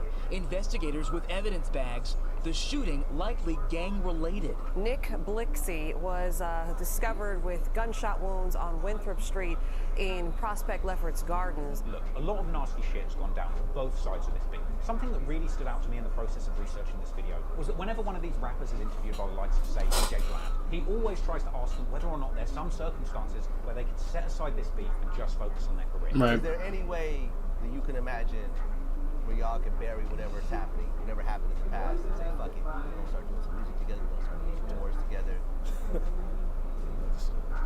Look, I know this seems like a dumb question, especially if you've got a friend that has been killed as part of one of these deadly feuds. But the reality is, when you go and look at the recent songs by any of the artists that are involved in this feud, the comments are filled with fans echoing the same sentiments, saying they don't care about taking sides, they love the music coming out of both camps. Many of them, myself included, love all of the artists involved and don't mess with any of that gang shit. The true irony of this story is that all of the artists involved are holding themselves back by clinging on to street beef. You can't become the biggest gangster in the GDs or the Crips by letting beef in the street slide, but you also can't become the biggest artist in the rap game by dragging your gang war into the music industry.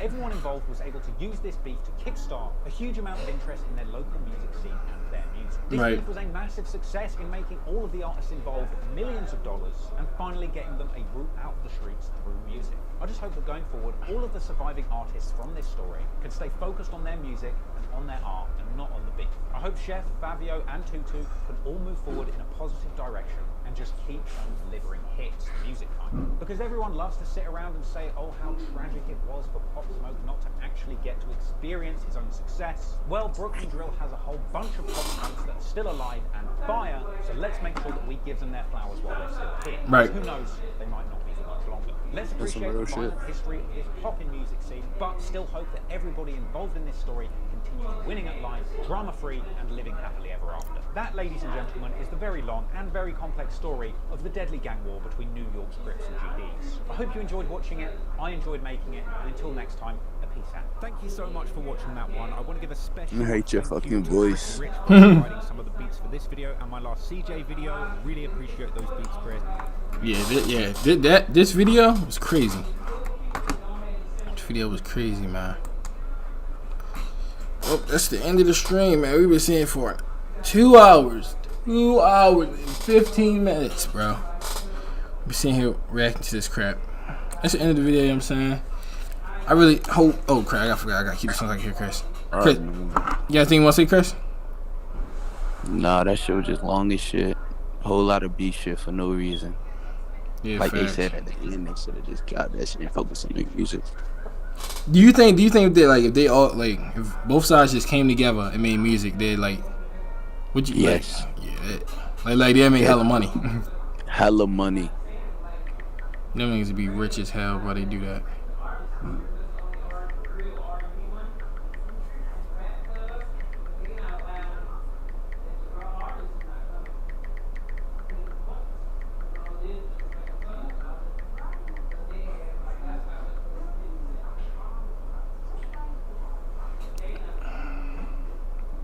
See, she'll tell me. Hold on.